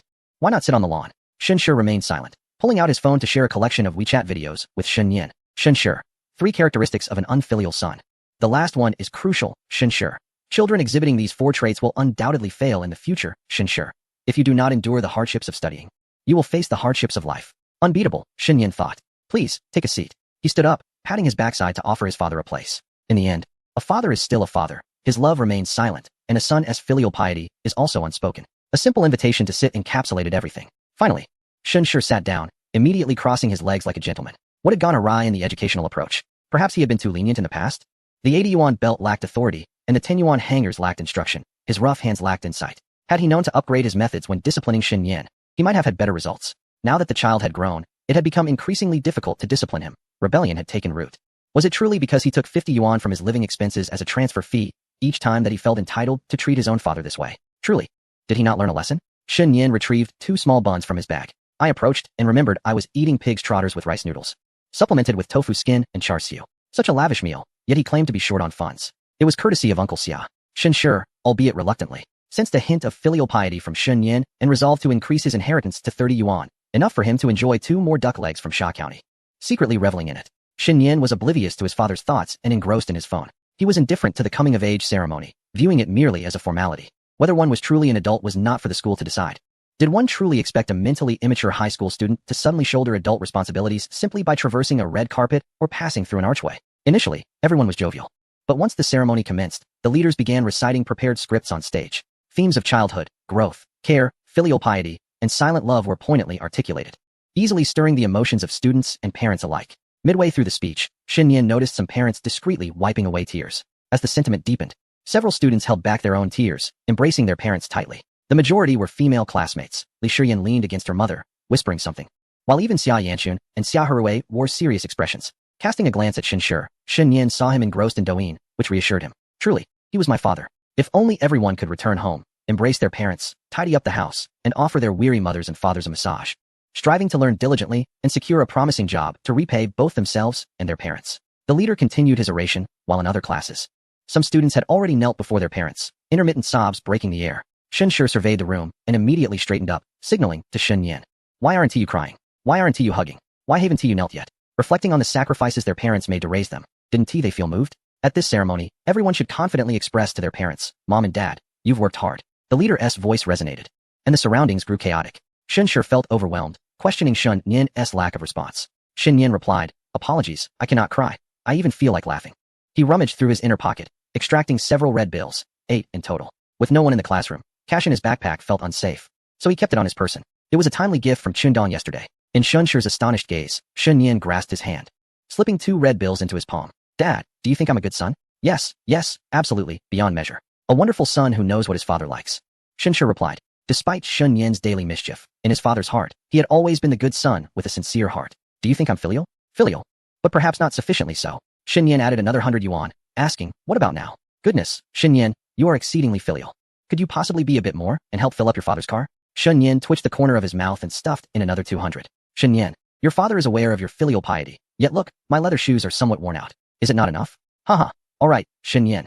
You truly move me to tears. Shen Yan deemed it appropriate to stop, having earned 500 from a single outing, and unexpectedly stumbled upon such a delightful turn of events. In the past, he would not have accepted money from Shen Yan, as it was considered living expenses. It was already a blessing that Shen Yan did not request funds from him. However, upon hearing from the child's mother that Shen Yan could earn money through fishing, raking in hundreds at a time, he felt justified in accepting the money. If the living expenses fell short, he could always ask his father. Could one really do that? Are you truly going to? The money had just been invested in the market. You should ask your mother instead. Alas, the funds were given too early. Xia Yanxun observed the cash exchanged as a testament of filial devotion between the two. In a sense, Shen Yan was not engaging in pretense, while others were still lamenting. He had already begun to express his filial gratitude through monetary means. It is rather uncommon for an ordinary high school student to offer several hundred in support of their family. Shen Yan, a remarkable individual, operated beyond the realm of typical human thought, a comprehension unattainable by most. Yet, the act of using cash as a demonstration of filial piety is rather straightforward and blunt, as evidenced by Uncle Shen's expression, his mouth agape in astonishment. After reciting the script, they were to walk the red carpet together. Both mother and daughter relished holding hands, while fathers and sons typically walked side by side, which was also the case for Shen Yan and Shenshi. Some wore suits, others donned formal dresses, while Shen Yan and Xia Yanxun, dressed in a more casual manner, were a rarity. The coming-of-age ceremony concluded. Summer Hirue and Shenshi wished to explore the school further, to observe the children's learning environment, leaving Shen Yan to follow behind with Xia Yanxun. Father has known him for 30 or 40 years, hasn't he? Shen Yan remarked leisurely. He is an old childhood friend. We have known each other since we were little. And we too. Childhood sweethearts, he added. The term childhood sweethearts inherently carries a hint of ambiguity. Upon hearing this, Xia Yanchun instinctively clasped her small hands together. Although she was reluctant to admit it, he was indeed correct. Shen Yan cast her a sidelong glance, remaining silent as he encroached upon the space between them. His arm brushing against hers, Xia Yanchun let out a soft huff, nudging him back slightly, causing him to step onto the dry, yellowed grass. Do you enjoy my company so much? Umph. Chapter 227. The transformation that should have occurred with family members walking ahead, the atmosphere between them was tinged with ambiguity. The weight of their secret was palpable. If either father or uncle were to glance back and witness their current state, it would spell disaster for them. This was, after all, a precarious situation for Shen Yan. He teased in a playful, mischievous tone, akin to a scoundrel. Understanding his thoughts, Xia Yanchun shot him a glare, warning. Stop talking nonsense, or I'll give you a taste of my fist. Uncle, Xia Yanchun is going to hit me. Ah, the wicked Shen Yan. Look, he is so fierce. Shen Yan laughed heartily, while Xia Yanchun fumed, yet she could never quite catch up to him. Each time she attempted to kick him in the rear, he would swiftly dart ahead. You're infuriating. Shen Yan, come here. This time, Xia Yanchun ceased her pursuit, mentally counting down from 10. If Shen Yan did not return to her within that span, she would remind him daily of his embarrassing past and impose a limit on their affection, allowing only one kiss per day. After the morning kiss, regardless of how much he pleaded, or even if he knelt in apology, he would not receive another kiss that evening. Who are you? I hardly know you. If we are not well acquainted, then just wait for me. Shen Yan, can you tell me how well we know each other? Shen Yan halted, stroking his chin, pondering whether this was a trap. In a second, he could discern the multitude of Shen Yan's cunning thoughts. Xia Yanchun was not easily deceived. I may strike you, but you cannot contest my familiarity with you. Is it not a familiarity born from embraces and kisses? Nonsense. Just moments ago, the assertive Chun Bao was now timidly bowing her head, muttering in a softer tone. You are not allowed to mention this today, understood? Understood. I shall resolutely refrain from committing any acts of disrespect. I will strike you. Seizing the opportunity while he spoke, Xia Yanchun delivered a playful kick to Shen Yan's rear. If he didn't realize within 10 seconds, it would be deemed unwise. The second high school was quite expansive, without spending 30 or 40 minutes. One could hardly explore it fully. Even Shen Yan had yet to visit certain corners, such as the infirmary, the library, and the psychological counseling room. It was rumored that the counselor there was exceptionally attractive, though the truth of it remained uncertain. Shen Yan felt a compelling need to visit the psychological counseling room. He believed his mental state warranted attention. Why had he not succumbed to darkness despite being bullied since childhood? Wasn't he that a serious psychological issue? Under normal circumstances, he would have turned cold and forgotten the past, leaving a remorseful childhood friend to pursue him, while he embarked on a redemptive romance with a new blonde, blue-eyed transfer student. Instead, he had ended up kissing Haki-chan due to his severe psychological troubles. Indeed, he needed to consult a psychologist, truly. Buzz. His phone vibrated with a WeChat transfer from Xia Yanchun, 300 yuan. Shen Yan glanced at her. She did not meet his gaze. Shortly after, another message arrived.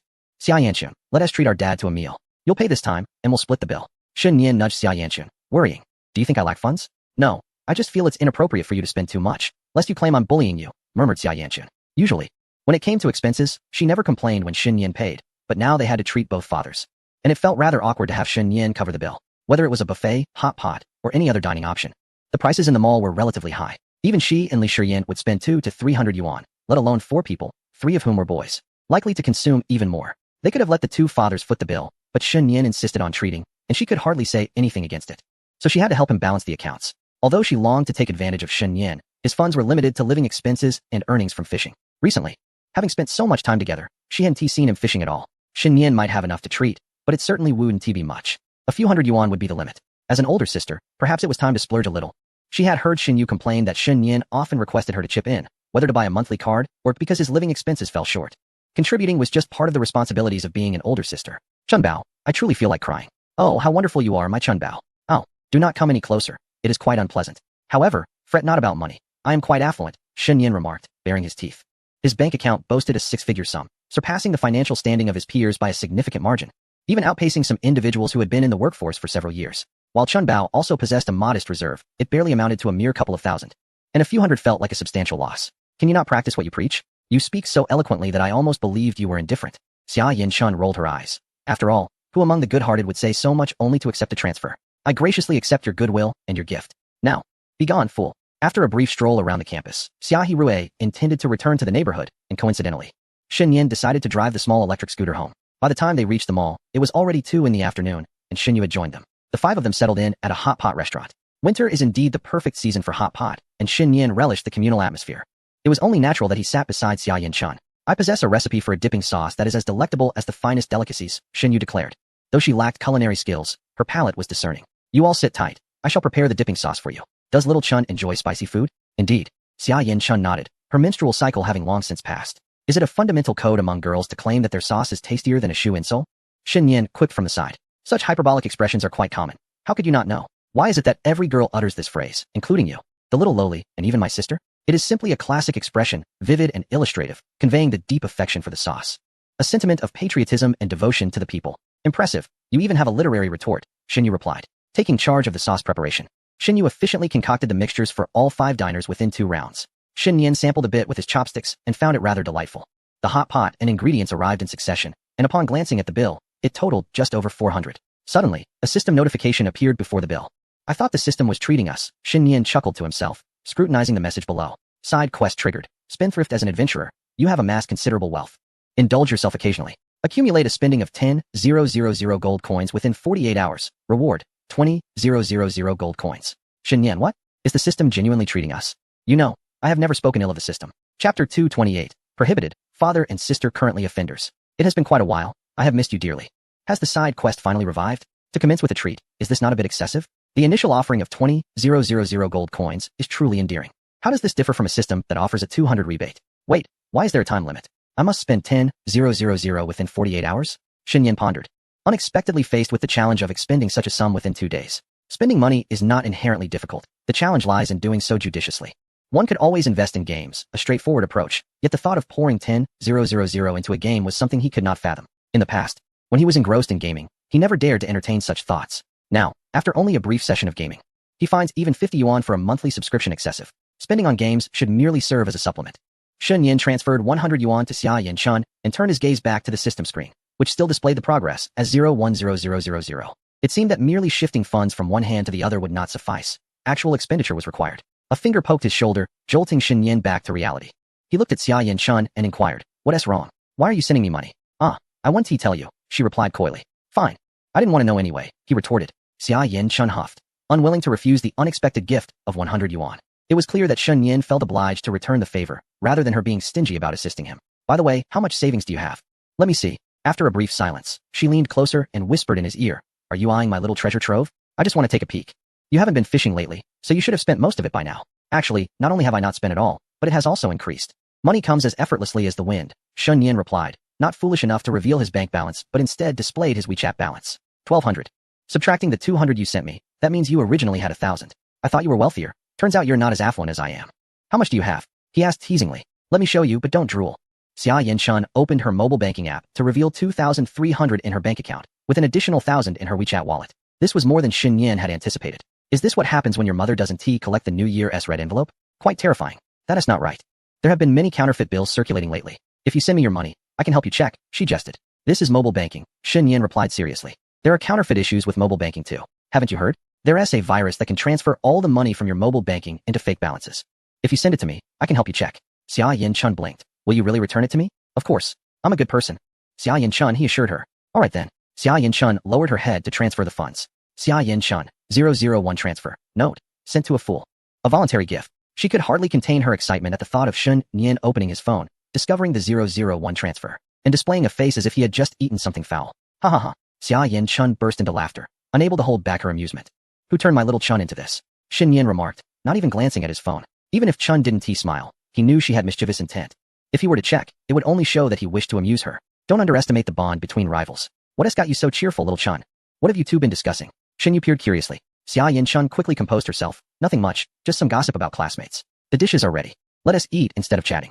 I'm starving, Xin Yin declared, straightening up and reaching for chopsticks. He randomly selected a dish. Deftly scooping up the freshly cooked chicken that Xin Yu had just prepared, dipping it in sauce, and swallowing it whole, only to find it scalding hot. You'll end up with esophageal cancer eating like that. Xia Yanxun could no longer bear it, transferring the food from the pot to her bowl. I'll let it cool here. You can help yourself later. Oh, how delightful. Love? What nonsense. Xia Yanxun's ears turned a delicate shade of pink. Feeling both angry and shy at his words in front of everyone. Was he so impatient to let others know? Silly Xin Yin. Indeed. It was unwise to have grown fond of him so quickly. A little teasing would have kept him in line. This dipping sauce is truly excellent, Xia Herui remarked. Of course. How could my concoction possibly taste bad? Xin sure chimed in, enthusiastically digging in. Xin Yin rarely served himself. He preferred to eat what others offered, taking whatever he could. It mattered little if the food was overcooked. Boys of his age were not picky eaters. He particularly relished the dishes prepared by Xia Yanxun. Whenever a plate of tripe was placed on the table, he would swiftly scoop it into his bowl before she could, relishing the opportunity to claim it first. Xia Yanchun would shoot him an annoyed glare and return to serving more food, but fortunately, Shen Yin had ordered plenty, so he was not worried about finishing it all himself. He found delight in her vexation, relishing the playful rivalry, even if it bordered on mischievous. But when he snatched away the freshly cooked duck intestines with his chopsticks, Xia Yanchun could no longer contain herself. Under the table, where no one could see, she playfully stepped on Shen Yin's foot. What's the matter? He turned to her, curious. Stop staring at my food. Can't you serve yourself a little? If not, just go steal from your sister. Shen Yu shot a glare at him, protectively guarding her share. Shen Yin feigned ignorance. I'm simply closer to you. It's more convenient to reach for yours. Can't you serve yourself? My apologies, I mistook you for the server. Forgive me. I promise I won't take from you next time. Xia Yanchun's face reddened with growing frustration, and she moved her bowl away, refusing to let Shen Yin take any of the prepared dishes. The three of them sat on one side, leaving space for the two youngest to sit together. Conversations between different age groups often diverged. Xia Herui and Shun Shi chatted animatedly about local affairs, occasionally clinking their chopsticks in excitement, while Xin Yu played on her phone, munching away. Only Shen Yin and Xia Yanchun exchanged playful jabs at each other, each absorbed in their own thoughts. The hot pot bubbled away, with steam being whisked away by the exhaust fan above. The restaurant was warm, and the spicy food made Xia Yanchun occasionally stick out her tongue for relief, wiping her nose with a tissue, gasping for air. Winter was meant for hot pot. Shen Yin did not bother Xia Yanchun too much, occasionally offering her a few small dishes. She huffed like a content little pig, having already set her chopsticks down, only taking a bite when Shen Yin offered her food. Have you had enough? He glanced over. With such a small appetite, if you went to a buffet, the owner would buy a Mercedes the next day. What business is that of yours? Mind your own. Aren't you the one who always insists on monitoring my soda intake? That's for your own good. It's not the same. Are you already displaying the traits of a nightmare mother? Shen Yin exclaimed, feigning fear. Xia Yanchun reclined languidly on the bench, stretching her feet with a sense of casual indifference. The hem of her trousers was insufficient for her to fully extend, revealing a glimpse of her fair ankle, while lace-trimmed white socks peeked out from her shoes. Shen Yin mimicked her posture, leaning back as well, and placed his feet directly atop hers. You're heavy, Xia Yanchun complained, pushing him away with a hint of disdain. If you have something to say, just say it. Nothing in particular, just wanted to annoy you a bit. Silly pig, Shen Yin grinned, revealing his teeth, and stealthily let his fingers creep onto her thigh. Xia Yanchun pursed her lips, opting to shoo his hand away. No touching. Or I'll. After finishing their meal, Shen Yin took charge of the cleanup, sweeping away the remnants of food. Feeling quite satisfied, he let out a contented burp. Xia Yanchun regarded him with a gaze akin to that of observing a pig, sighing softly, though she refrained from speaking. After all, she too had indulged. And calling Shen Yin out would be akin to criticizing herself. The bill was to be settled via a tablet, but Xia Herui looked around, unable to locate it, furrowing his brow. Where's the ordering tablet? It's right here with me, Shen Yin replied, having added more dishes and keeping the tablet securely in his possession. Given Xia Herui's expression, it was evident that if the tablet were in his hands, he would have covertly settled the bill, which Shen Yin would never allow. We must spend 10,000 within 2 days. You pay? What would I pay for? Uncle, I said I would treat, Shen Yin interjected, already retrieving his phone to settle the bill. Just spend the money. Don't you know to save a little? There's no reason for you to be treating us when we're both adults here. Let him pay. This guy has definitely come into some money recently. In the past, he would promptly ask for living expenses, but now his family has to remind him, and he collects it only after half a day. All right. It's settled. Shen Yin staggered to his feet, adjusting his clothes. Where to next? Shall we explore a bit? Absolutely. Shen Yu was brimming with energy. Xia Yanchun remained silent. If they were to wander, she would accompany them. If not, she would prefer to return home for a rest. Although she felt a twinge of desire to stroll with Shen Yu, lying down at home also held its own allure. And you? I'm fine with anything. Shen Yin nodded, just as Xia Herui chimed in. You two go ahead and shop. I have some matters to attend to later and would like to return to the community to rest a bit before driving back. After all, I'm getting older and can't keep up. I need to rest, or I might doze off while driving home. You all enjoy yourselves. Shun Shi raised his hand. Although they had hired help at the farm, being a hands-off manager was no easy feat. Often, he had to roll up his sleeves. This labor was far more strenuous than sitting in an office like Xia Herui, leading to common aches and pains. Today, he had managed to steal a moment amid the busyness, but his energy was no longer that of a youthful individual. Father, how come you seem to have aged so quickly? Shen Yin lowered his brow. Next time I return home, I must cook something nourishing for you. Then it shall be the three of us who go shopping. Shen Yu is still quite young, and it is the weekend, a rare opportunity to venture out. It is essential to enjoy oneself, lest one feels they have squandered this precious time. All right, Xiaochun, let us explore the boutique stores, she exclaimed. Here we go again. Why do we always visit these places? We browse yet seldom purchase, Shen Yin lamented. What do you know, you big boy? If you're not going to shop, at least follow behind and carry our things, she retorted. Exactly, Xiaya and Chun chimed in. The duo exuded an overwhelming sense of pressure, rendering Shen Yin speechless, fearing that offending either might provoke a joint attack akin to a devastating storm. Typically, when sisters shop, their brothers merely trail behind like bystanders, only gaining significance when it is time to carry items. Xiaya and Shun's shopping excursions usually involved minimal purchases. Their visits to trendy stores were primarily for trying out products rather than buying. Xinyu, however, was different. She would readily part with 58 yuan for a tiny mirror no larger than the palm of her hand. Venturing further inside, they arrived at the women's lingerie section, adorned with pastel hues. Shun Yin followed suit because, in today's society, who would still be deemed a pervert for merely glancing at women's lingerie? Perhaps he could help select a lovely piece for Xiaya and Chun. He was always grateful. For the last time Xiaya and Chun assisted him in choosing a jacket, he felt it only fair to return the favor now by helping with lingerie. Suddenly, his phone vibrated in his pocket. Upon checking, he saw a message from his father indicating a transfer. Shin sure, as a young man out and about, feel free to treat Xiaochun and your sister to some milk tea or clothing. If funds are insufficient, do not hesitate to ask your father. Shin sure, 1,000 yuan transfer. Shin sure, 1,000 yuan transfer. Shin sure, have fun. To his astonishment, 2,000 yuan had been transferred. Was this truly his frugal father, who previously charged a 50 yuan fee for living expenses? What an audacious beast to masquerade as my father. Shin Yin scratched his head, replying only with an okay emoji, understanding his father's intent. Indeed, he was the best father in the world. Feeling gratified, he opened the transfer details. Wait, why does my 1,000 yuan transfer appear as an image? He thought, nearly on the verge of frustration, but thankfully the second transfer was legitimate. His father had even played a clever trick. At his age, he still possesses such a youthful spirit. Knowing that Shin Yin would be out with them, he had transferred a little extra, a silent expression of paternal love. If only he had given his father 200 more during his coming-of-age ceremony, he mused. Hey, what shall we buy? I'll cover it. Shin Yin smiled, quickly approaching Xiaya and Chun, tapping her shoulder from behind. Oh please, it's not like I'm broke, Xiaya protested, pouting. Look, the royal treasury has bestowed its relief funds. Shin Yin displayed his father's transfer to her. What difference does it make? Isn't that still your money? Save it. She responded. Even when out and about, she refused to spend a boy's money. Could it be that Chun truly is a virtuous woman? Perhaps a little mischief would suit her. Shin Yin found himself hoping for her mischievous side to flourish. What are you all chatting about? Xiaochun, come here. Is this bra pretty? I'll buy it for you. Xia Yanchun hurried over, snorting. What's the big deal about being too mature? No one can see what's underneath anyway. She uttered these words, yet still insisted that her sister wear it herself. Shin Yin felt a tinge of embarrassment, subjected to subtle disdain. You do have to pay, right? Shin Yin rushed to the front desk, blocking the exit. After a brief wait of about 10 minutes, Shun Yu and Xia Yanchun emerged with a small basket. A mere tube of lip balm cost 90, hand cream 120, and even lingerie was priced at 60 in this boutique, truly astonishing.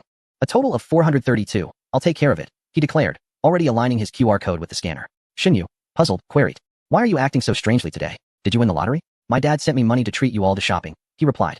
Wouldn't it be better for you to keep it for yourself? She retorted. I'll definitely save the rest for myself. I rarely buy these things anyway. If I'm treating, I might as well enjoy it. It's like fishing for compliments. Shin Yin grabbed the bag, nonchalantly brushing off the matter. Spending money is so difficult. Chapter 230. This is what ambiguity looks like. Shin Yu did not delve further. If Shin Yin wished to treat them, so be it. Perhaps he sought to display his financial prowess in front of Xia Chuan, as boys often feel compelled to showcase themselves when in the presence of someone they admire. A common scenario involves two boys and a girl coincidentally walking together, where one boy suddenly slaps or pushes the other, an odd display indeed. However, given their familiarity, was such behavior really necessary? Shin Yu sensed that something was amiss with these two youngsters, yet it was precisely this oddity that puzzled her. Having grown up together, was there truly a need for such antics? Alas, boys' thought processes often veer into the peculiar, especially with her younger brother. You've really come into your own, Xia Yanchun remarked, having been treated by Shin Yin once again, her thoughts trailing off. Although she intended to take advantage of Shin Yin, he had already spent over 1,000 during this outing, and his monthly allowance would surely dwindle. Spending lavishly was not prudent. It's alright, I don't buy these often. A bottle of skincare can last for months, and lingerie needs to be worn for a year or two, right? She rationalized, yet Shin Yin remained obstinate. No need. It's rare. Shin Yin grimaced. Xia Yanchun, undeterred, stubbornly transferred 200 to him. She didn't want him to spend excessively. His small savings had just been replenished, and such expenditure would swiftly deplete it. Shin Yin chose not to press further. Any more conversation would seem odd. Having spent nearly 1,200, it aligned with the task progress displayed, leaving just under 9,000. Spending it posed a dilemma. Perhaps he should buy himself a computer. 9,000 should suffice for a decent one. But he had heard that prices had surged recently, and purchasing one during his senior year would ultimately serve little purpose. Shin Yin scratched his head, instinctively glancing at Xia Yanchun. He beheld her sweet visage, and his gaze drifted towards the jewelry store nearby. It seemed a splendid option. However, Shin Yin did not contemplate acquiring something for Xia Yanchun, but rather for his mother, Chen Mingyue. The townsfolk were not particularly affluent. 20 years ago, those able to purchase gold rings were considered wealthy. Clearly, Shin Yin was not a rich heir. Chen Mingyue has been married for many years without any jewelry such as rings or necklaces, never mentioning her desire for them, nor has she ever purchased any. It is likely that her mother longs for such adornments, yet finds the practicality of spending on them lacking, thus refraining from doing so. I have resolved to buy my mother a piece of jewelry. After all, there is no rush to present it. I can take my time. Perhaps even indulge in some fishing to earn a little extra, and during the winter break, I shall gift it to her. A solid plan indeed. Shin Yin chuckled to himself. But Xia Yanchun, noticing his distraction, found it peculiar. Others around them moved aside slowly, sensing something amiss with Shun Yin today. Is he dazed? She wondered, noticing his expression. Shun Yin quickly composed himself, feigning seriousness as he gently tucked a strand of hair behind Xia Yanchun's ear and playfully pinched her soft cheek. His earnest demeanor was somewhat comical, causing Xia Yanchun to smile and lean closer to him. She was not concerned about being seen by Xinyu. Such gestures had been common even before their relationship turned more intimate. After all, they had grown up together. What was wrong with leaning a little? Chunbao, is there anything else you need to buy? He inquired. I have nothing in mind, she replied. What about you, Sister Lao? Let us head home. All right. Having grown weary of them all, Shen Yin found himself disinterested. Upon returning to the community, it was already past 4 in the afternoon. The sun shone brightly, and the clouds drifted lazily in a relatively warm day. Shen Yin's room was occupied by Shen Shi, with only 2 rooms in the house. Shen Mingyue and Shen Yu had to share a room, while Shen Shi and Shen Yin shared another. The sound of Shen Shi's snoring resonated through the hall. Shen Yin chose not to disturb him and leaned against the balcony, letting the cool breeze wash over him as he casually researched some information regarding jewelry. Recently, gold prices had soared unusually high, and online advice suggested against purchasing it, as many brands were shrouded in obscure advertising and information was overwhelmingly chaotic. I suppose I shall take more time to understand this, he mused. Shen Yu had already retreated to her room, and as the snoring grew clearer, the house fell into a deeper silence, prompting Shen Yin to tread lightly. With a clear objective, he stepped out of the house and approached Xia Yanchun's door, gently knocking. The door opened a crack, revealing Xia Yanchun's face. What do you want? She asked. My dad has taken over my room. I came to rest here for a bit. Oh, she replied, stepping aside to let him in. Be quiet, my dad is sleeping. Shen Yin gestured an okay sign, tiptoeing into her room as she closed the door softly behind them. When someone is sleeping at home, everyone instinctively moves with caution, a discovery of human nature. Ugh, I'm exhausted, Shen Yin declared, plopping down onto the bed and reclining. You just finished a hot pot without changing your clothes, and now you're lying on my bed, making it dirty and smelly. It's not that bad. I took off my coat, he retorted. Still, it's too close for comfort. Xia Yanchun crossed her arms, feigning disgust. She had removed her coat upon returning home, hanging it on the balcony to air out, and changed into her pajamas. After all, a girl's room must be kept pristine. Chunbao, come lie down with me, Shen Yin beckoned, pretending not to hear her complaints as he patted the space beside him, consuming so much and then lying down. One might say, you are akin to a pig. I am not. If you lie down with me, then perhaps I am. Xia Yanchun kicked off her slippers and quietly climbed onto the bed. The soft mattress yielded slightly beneath her knees and palms as she nestled beside Shen Yin, causing the bed to sway gently. She pondered how she could now lie beside Shen Yin without any psychological burden, removed the pillow, and took his hand, resting her head comfortably upon it. She was quite close to his armpit, yet there was no unpleasant odor. Shen Yin smelled even better than she had anticipated, making it particularly pleasant to rest against him. Now, you are the pig, she teased, turning on her side to poke Shen Yin's nose with a playful grin. Does Miss Xia not wish to express her thoughts on lying with a pig? It stinks. Where does it stink? Are you trying to scare me? It stinks. Shen Yin turned to face her, drawing closer, and took a deep breath. You also carry an essence of hot pot. Your hair has a scent. You ought to wash it tonight, Xia Yanchun murmured. Tonight, I shall help you dry your hair. Absolutely not. Shoo, your father will find out I'm here.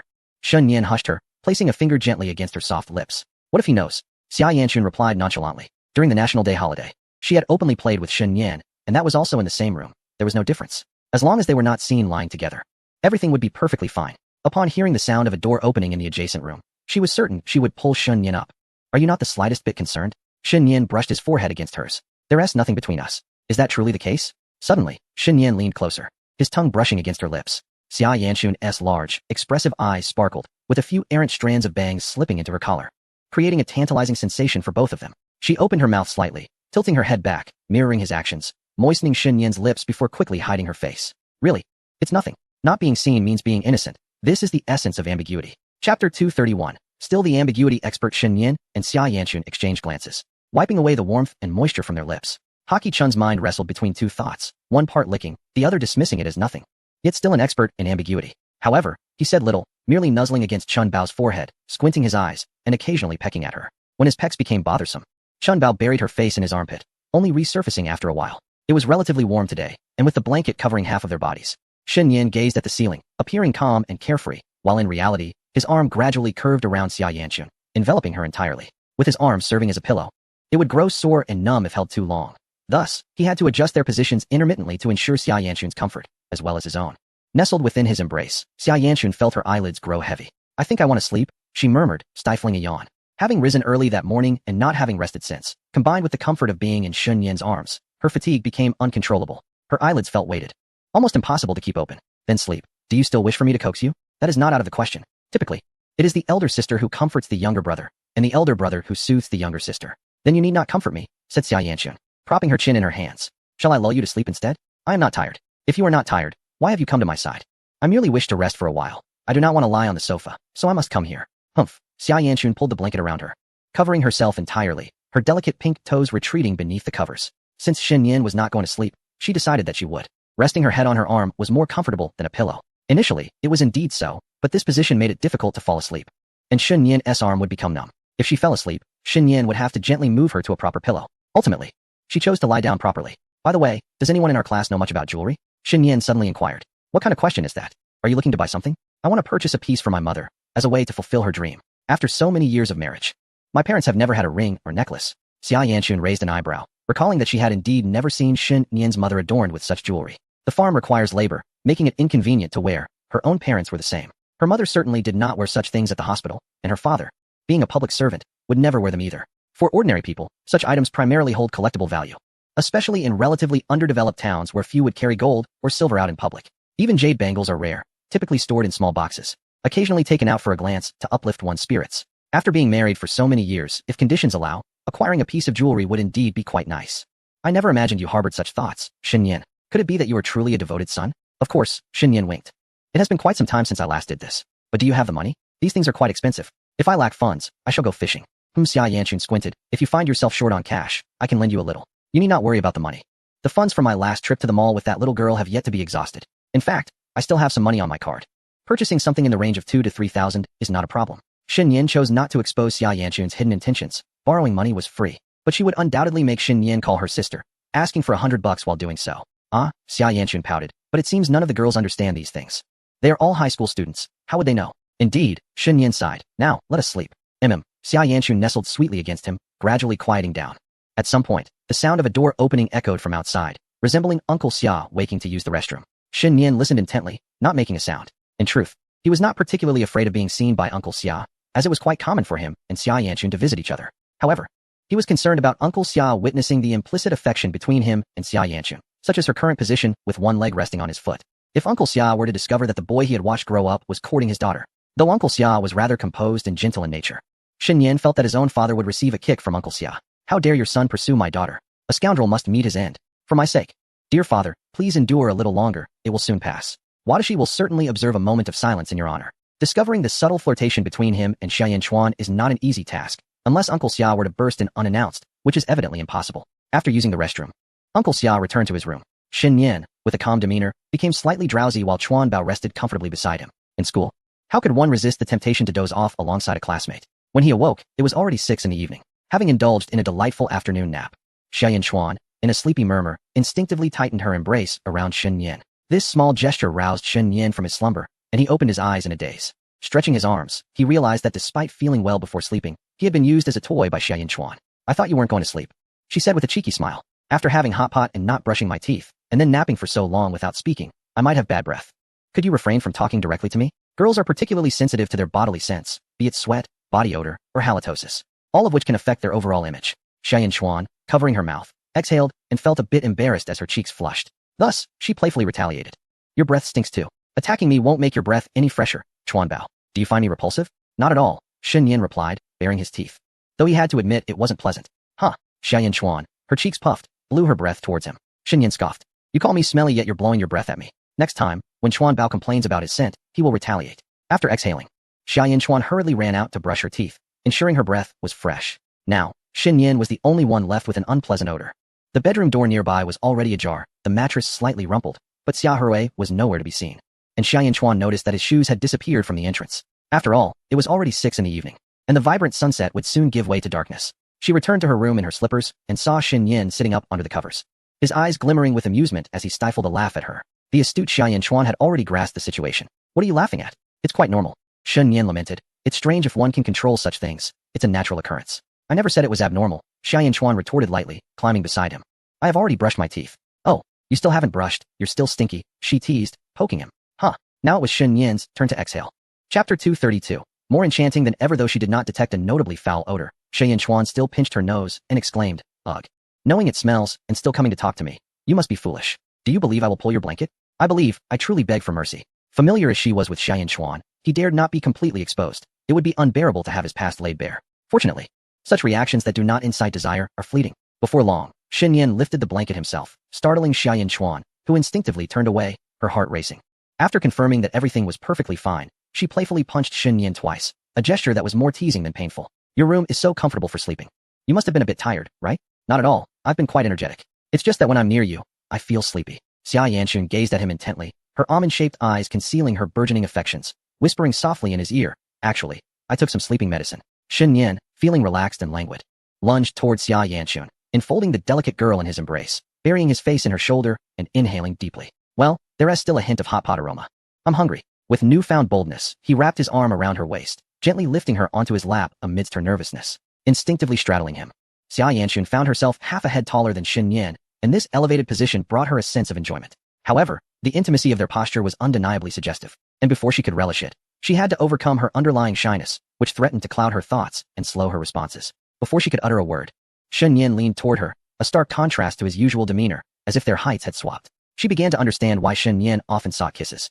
The enjoyment was gradually escalating, more enchanting and sticky than before, leaving Xia Yanchun breathless and her mind in disarray. Her incisors brushed lightly against her tongue, and as she bit her lip, she cupped Shen Yan's face, playfully kneading it until it flushed a rosy hue.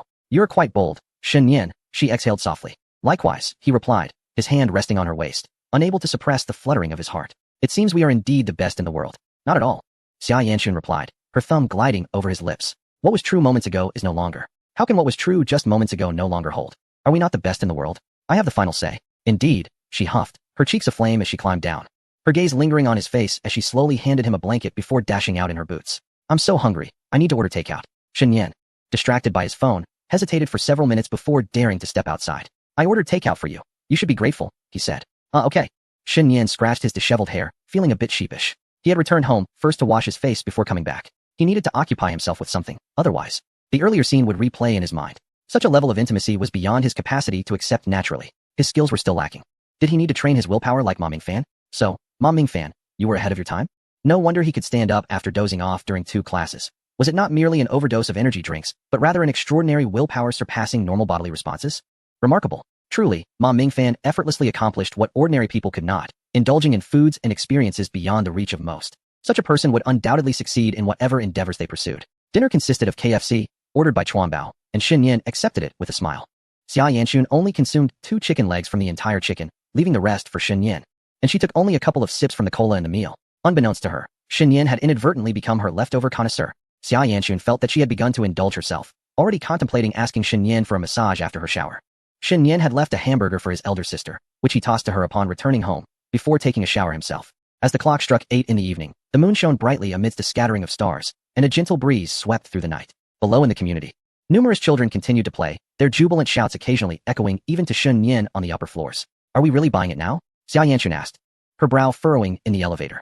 "Of course, what else would I summon you for? To go to the hotel for a moonlit rendezvous?" Xia Yanchun rolled her eyes, having long since acclimated to Shen Yan's playful banter. Barely having finished her shower, Shen Yan had approached her, eager to visit the mall for jewelry, leaving her clothes still damp. "Such urgency. I thought you were going fishing and then selling it before coming to shop," she teased.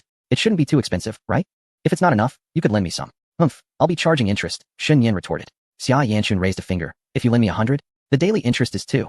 Think wisely about how much you wish to borrow. If you take 1,000, you'll owe me 20 a day, 600 for the month. And the next month, you'll have to calculate the interest on both principal and interest. You're a loan shark. I'll just find a lending app, so scram." Shen Yan replied, exasperated. "Just hear me out." Xia Yanchun stomped her foot. "If you call me sister every day, I can waive the daily interest. But the principal still needs to be returned." "I knew it. What a benefit. Let us see. We'll just pick something decent. No need for anything too extravagant." Shen Yan chimed in. Upon arriving at the mall, Shen Yan had researched beforehand. Jewelry stores located in malls were typically part of nationwide chains. Some renowned ones had outlets in every shopping center or market, albeit at a slightly higher price, but they guaranteed better quality and service. With no scandalous reports of counterfeit products circulating online, the reputation of such stores was paramount. Entering the jewelry store for the first time, both Shen Yan and Xia Yanchun were dazzled by the bright lights that made their eyes ache, illuminating the gleaming jewelry. "Hello, how may I assist you? Are you looking for jewelry for personal use, or as a gift? I can recommend something suitable," the sales associate inquired. "We'll browse on our own first." Xia Yanchun waved her hand dismissively, rejecting the saleswoman's offer. "These salespeople will primarily recommend items with the highest commission. It's best to choose for ourselves." Glimpsing a gold bracelet priced at 8,888, Xia Yanchun nearly fainted. There were even pricier options, so she dragged Shen Yan to a relatively cheaper display. "What is your budget?" 3 to 4,000? That is quite a bit." Shen Yan grinned. Xia Yanchun was rendered speechless.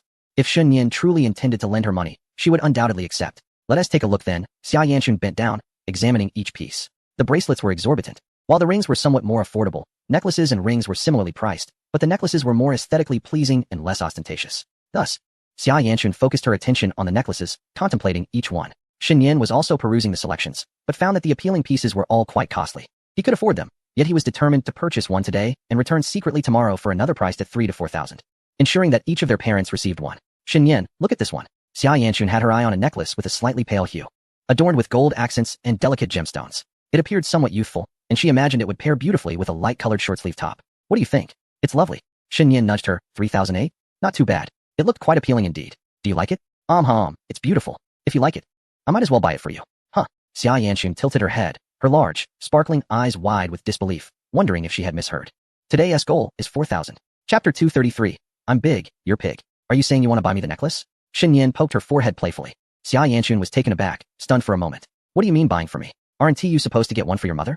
I want to be going back until the winter break, and my parents aren't in a hurry. If you like it, I'll get it for you.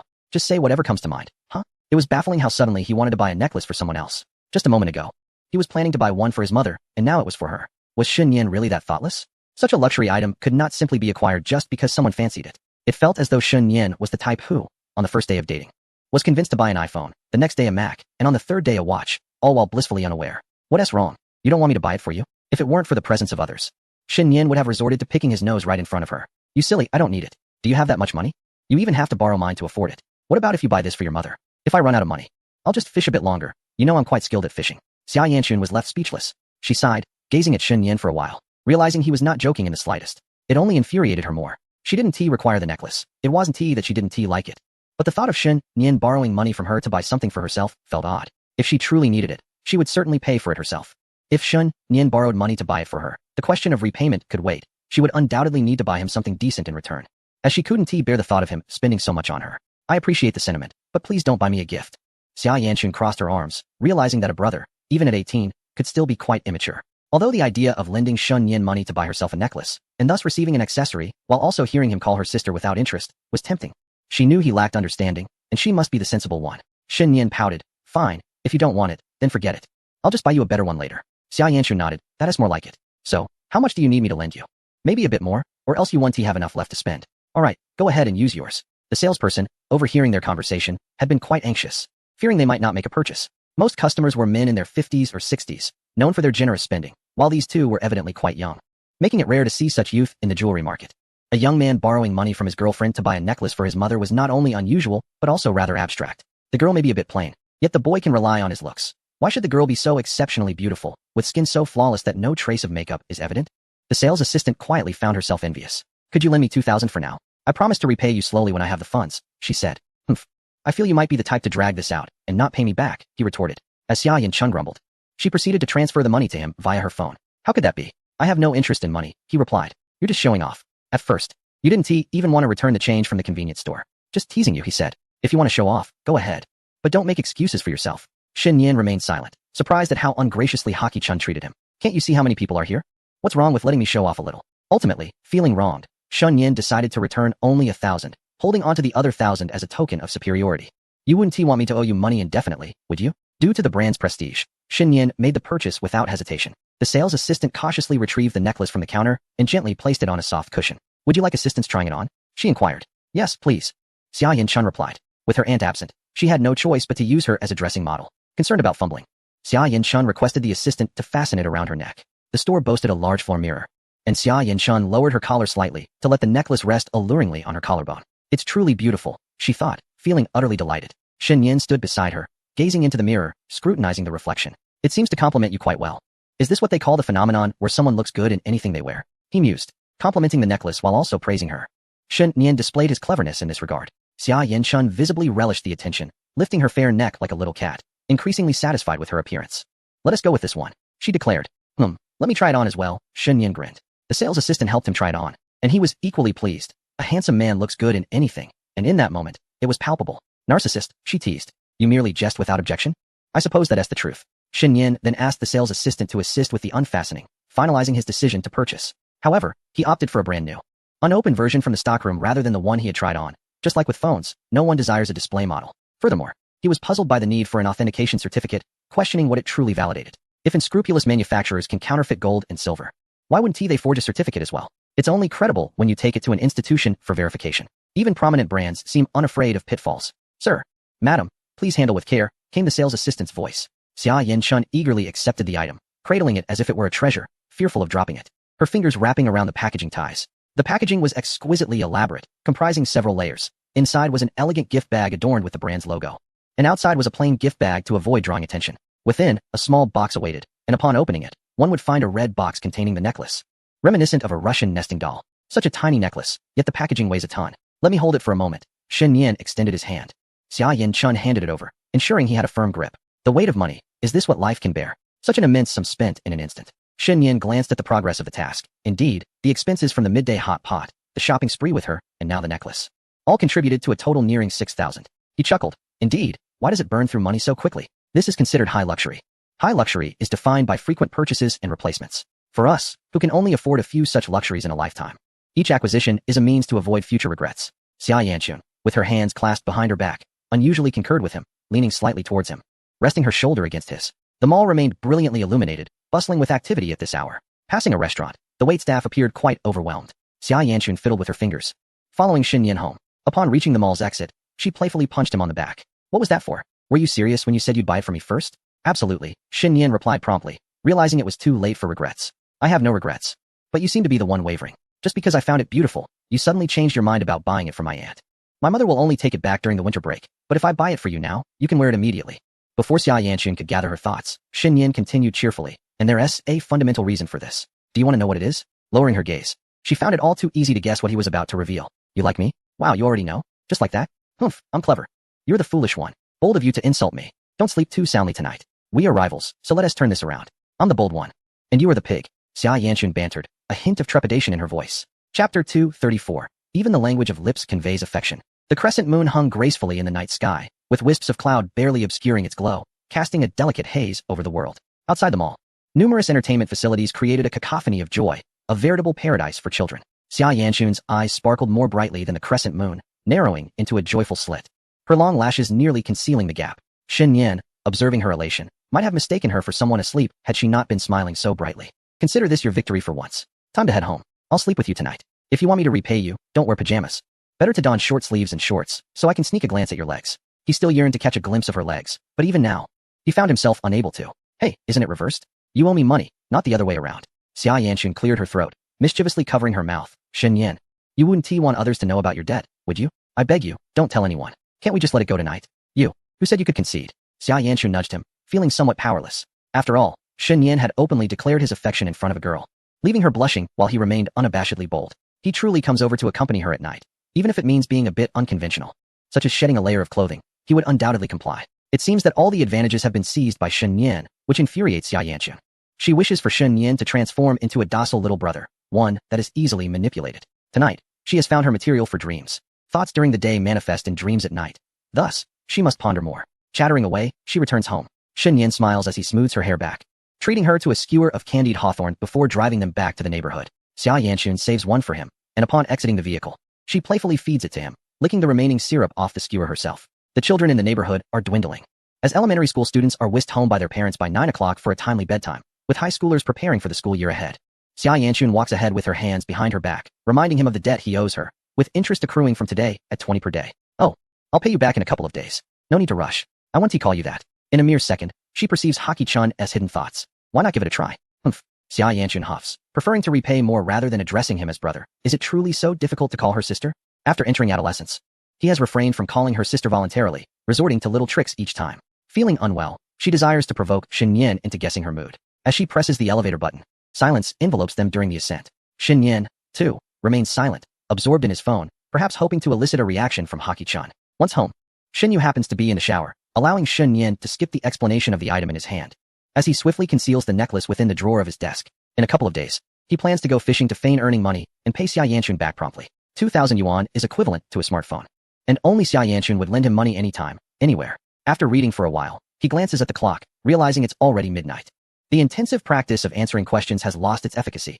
Shen Yan now either explores unfamiliar question types or delves into extracurricular readings. The types of questions are finite, and he knows there will come a day when they are all exhausted. Shen Yan has reached a state similar to Xia Yanchun's. During the week, he diligently studies, while on weekends, he reads additional materials to gather ideas for compositions. At this academic level, significant score improvements are challenging to achieve. Despite a handful of academically gifted students at Ejong, it is possible that Xia Yanchun might surpass them in the next exam. In this tier, rankings fluctuate. Some individuals may consistently remain in the top 5, yet none can hold the first place indefinitely. Even someone as formidable as Xia Yanchun has experienced times when she ranked second in the entire school. Buzz. His phone vibrates. It is a poke from Xia Yanchun.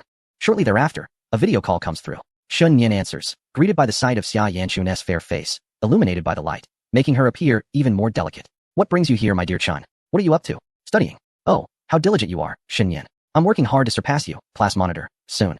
I shall succeed in eclipsing you. Are you prepared for the challenge? The tone sounds peculiar, but if she were to voice it, Shun Yin would undoubtedly claim she is being inappropriate. Clever Xia Yanchun would never fall for such tricks. With a playful tone, she remarked, you will surely plummet below 700 in your next exam. I truly must take charge of you. However, her purpose for visiting was serious. Tapping on the screen with her fingertips, she noted, it's already Monday. You owe me $20 in interest. Your total debt now stands at $2,020. Don't say I didn't warn you. Have you not given up yet? He inquired. Given up on what? I don't comprehend what you're saying. Xia Yanchun feigned ignorance, yearning to hear Shun Yin sweetly call her sister that night, for without it, she feared she would not sleep well. Exasperated, Shun Yin sighed and abruptly ended the video call. Xia Yanchun, puzzled by his sudden departure, was about to call him back when she heard a noise at the door, startling her into hiding under the covers. Is that you, strange Shun Yin? The door swung open with a click, and Xia Yanchun's heart raced. In the next moment, a corner of her blanket was lifted, revealing Shun Yin's face. What are you doing here? She stammered. If I can't repay you with money, I might as well offer my body to accompany you in sleep. Get lost. Who needs your company for that? He retorted. No worries. I'll just sleep beside you. Shun Yin turned off the light and climbed into her bed. The warmth and softness of Xia Yanchun's bed were undeniably comforting. Fuming, Xia Yanchun playfully tugged at him, pinching his head as she mumbled, you're not allowed to sleep unless you call me sister. Will calling you that allow me to sleep? Shun Yin faced her, pinching her nose, ensuring not a speck of oil touched it. Not that. Sleep, as in actually sleep. Then what is the point of the call? Good night, he said, lying back down. Xia Yanchun grew anxious. Wasn't sister still sister? Shun Yin, I dislike you. You're not allowed to come sleep here tomorrow. We'll see about that tomorrow, he replied. Pausing, he added, you say you dislike me? Then I absolutely cannot call you that. I only call those who like me sister. Xia Yanchun blinked her almond-shaped eyes, snuggling closer to him before looking up intently at Shun Yin. Then you can call me. Do you like me? Her heart raced. Fingers gliding gently over Shun Yin's chest, sensing the subtle rhythm of his heart, she propped herself up beside him, looming above. Her lips parted slightly, forming a smooth curve before narrowing at the corners, her mouth rounding delicately, the tip of her tongue brushing against her upper teeth, her lips meeting softly. Shun Yin was momentarily taken aback. Even without a sound, he could hear Xia Yanchun's sweet voice whispering the words sweet, sweet. Now it's your turn. Xia Yanchun's eyes widened. Should Shun Yin dare to renege, she would shove her foot in his mouth. Shun Yin chuckled foolishly, mimicking her with his lips. Xia Yanchun pressed her lips together, feeling a thrill in her heart. Sister can communicate through lips too. Chapter 235. Xia Yanchun had already forgiven. On Monday, Shun Yin lingered in the warmth of Xia Yanchun, remaining in bed until 6 o'clock, only rising when her alarm clock rang. Watching the girl beside him stir awake leisurely, he placed a gentle kiss upon her forehead. Drowsy, Xia Yanchun wriggled in his embrace, her little feet flailing about, eventually grabbing onto Shun Yin's calf, stretching luxuriously before half-awakening to greet the day. Seated upon the bed, Xia Yanchun remained silent, her mind still sluggish from slumber as it adjusted to the waking world. Having shared the night with Shun Yin, she effortlessly slipped into deep sleep. Even after a mere 5 hours, she felt invigorated throughout the day. Shun Yin, without uttering a word, playfully pinched her cheeks before returning to his own abode for his morning rituals. With no breakfast or water prepared, she was left to rely on the pre-packaged buns from a nearby breakfast stall. Nevertheless, Xia Yanchun remained steadfast in her routine, ensuring he received a bottle of pure milk. As she nestled against Shun Yin's back in the rear seat, she playfully nudged him, reminding him that the interest had begun to accrue anew. Consider this 20 yuan as a little gift from a friend, she teased, punctuating her words with a light flick to his ear. Upon their arrival at school, Shun Yin's ears had taken on a slight rosy hue. Recently, warmth had returned to the air, the sun shining brighter than usual, prompting Xia Yanchun to forego her hot water bottle today. Although her hands felt warm, they were still subject to Shun Yin's playful fondling as they slipped into his pockets. Perhaps buoyed by being addressed as sister the previous day, Xia Yanchun strode ahead with an exaggerated gait, exuding a sense of carefree arrogance that was quite uncharacteristic of a sweet, demure girl. Shun Yin chose not to pursue her, allowing her to revel in her moment of inflated self-importance. With the rising temperatures, fewer students lingered in bed, and the classroom was noticeably more populated than usual. Many girls opted to bring buns to class, while others indulged in boiled eggs from the cafeteria, leaving an unpleasant odor wafting through the air. Care for a bite? Shen Dong inquired upon Shun Yin's arrival, offering him a yolk. Shun Yin grimaced. That's revolting. One might think you were cooking in a pigsty. The stench of the cafeteria's boiled eggs was inexplicable. Even his own home-cooked eggs lacked such a foul aroma. As he stroked his chin, he overheard Xia Yanchun, just settling into her seat, muttering about the preparation. They probably forgot the salt. A touch of salt or a splash of lemon juice can work wonders for boiled eggs. Or perhaps they were simply undercooked. How does the class monitor know so much? He questioned, feigning surprise. Just a little tip from Zia Hongshu. Wow, a master of that realm. Shen Yin thought Chen Dong had become quite the fool, questioning whether it was merely a figment of his imagination. It seemed that those skilled in the kitchen were indeed numerous, and he couldn't help but feel a pang of envy. Wishing he could transform an inconspicuous cup of goji berry water into a miraculous elixir, yet he felt woefully inadequate. The morning classes concluded hastily, with Shen Nian barely paying attention, instead engaging in his own studies. When boredom struck, he idly gazed out at the scenery or at Xia Yanchun, occasionally kicking Ma Mingfan's chair out of sheer mischief. I feel like slaying a dragon, he mused, having reviewed various examinations from different regions over the years, including monthly assessments, midterms, finals, and mock college entrance exams. Had he perhaps been too efficient in his studies? With time hanging heavily, Shen Yin resolved to challenge himself by completing a Kyoto mathematics paper within a single class period. During the lunch break, he, along with Chun Dong and Ma Mingfan, found themselves at the cafeteria, having arrived due to the lack of a fire in the kitchen. Recently, Shen Yin had been more extravagant, ordering 2 large chicken legs. Goodness gracious, Brother Nian, Ma Mingfan exclaimed, his eyes widening as tears of disbelief began to trickle from the corners of his mouth. We agreed to stick together. Yet here you are, flaunting your newfound wealth. The conversation continued, and Chun Dong, with a serious demeanor, interrupted, let me share something with you. He recounted how he had woken up that morning to find it was already 6:14 a.m., and after a quick breakfast, he had bought a bottle of water just before Shen Yin arrived. They exchanged a few words before heading to class. Shen Yin chuckled. Why didn't you mention something so significant earlier? Ma Mingfan smirked, remarking, while I encourage you to share anything with your brothers, there's a limit to what you should disclose. After lunch, Ma Mingfan and Chun Dong returned to their dormitory while Shen Yin proceeded to the classroom, engaging in conversation with a few girls. Once they left for lunch, he awaited Xia Yanchun. At this hour, the classroom transformed into a small sanctuary solely for him and Xia Yanchun.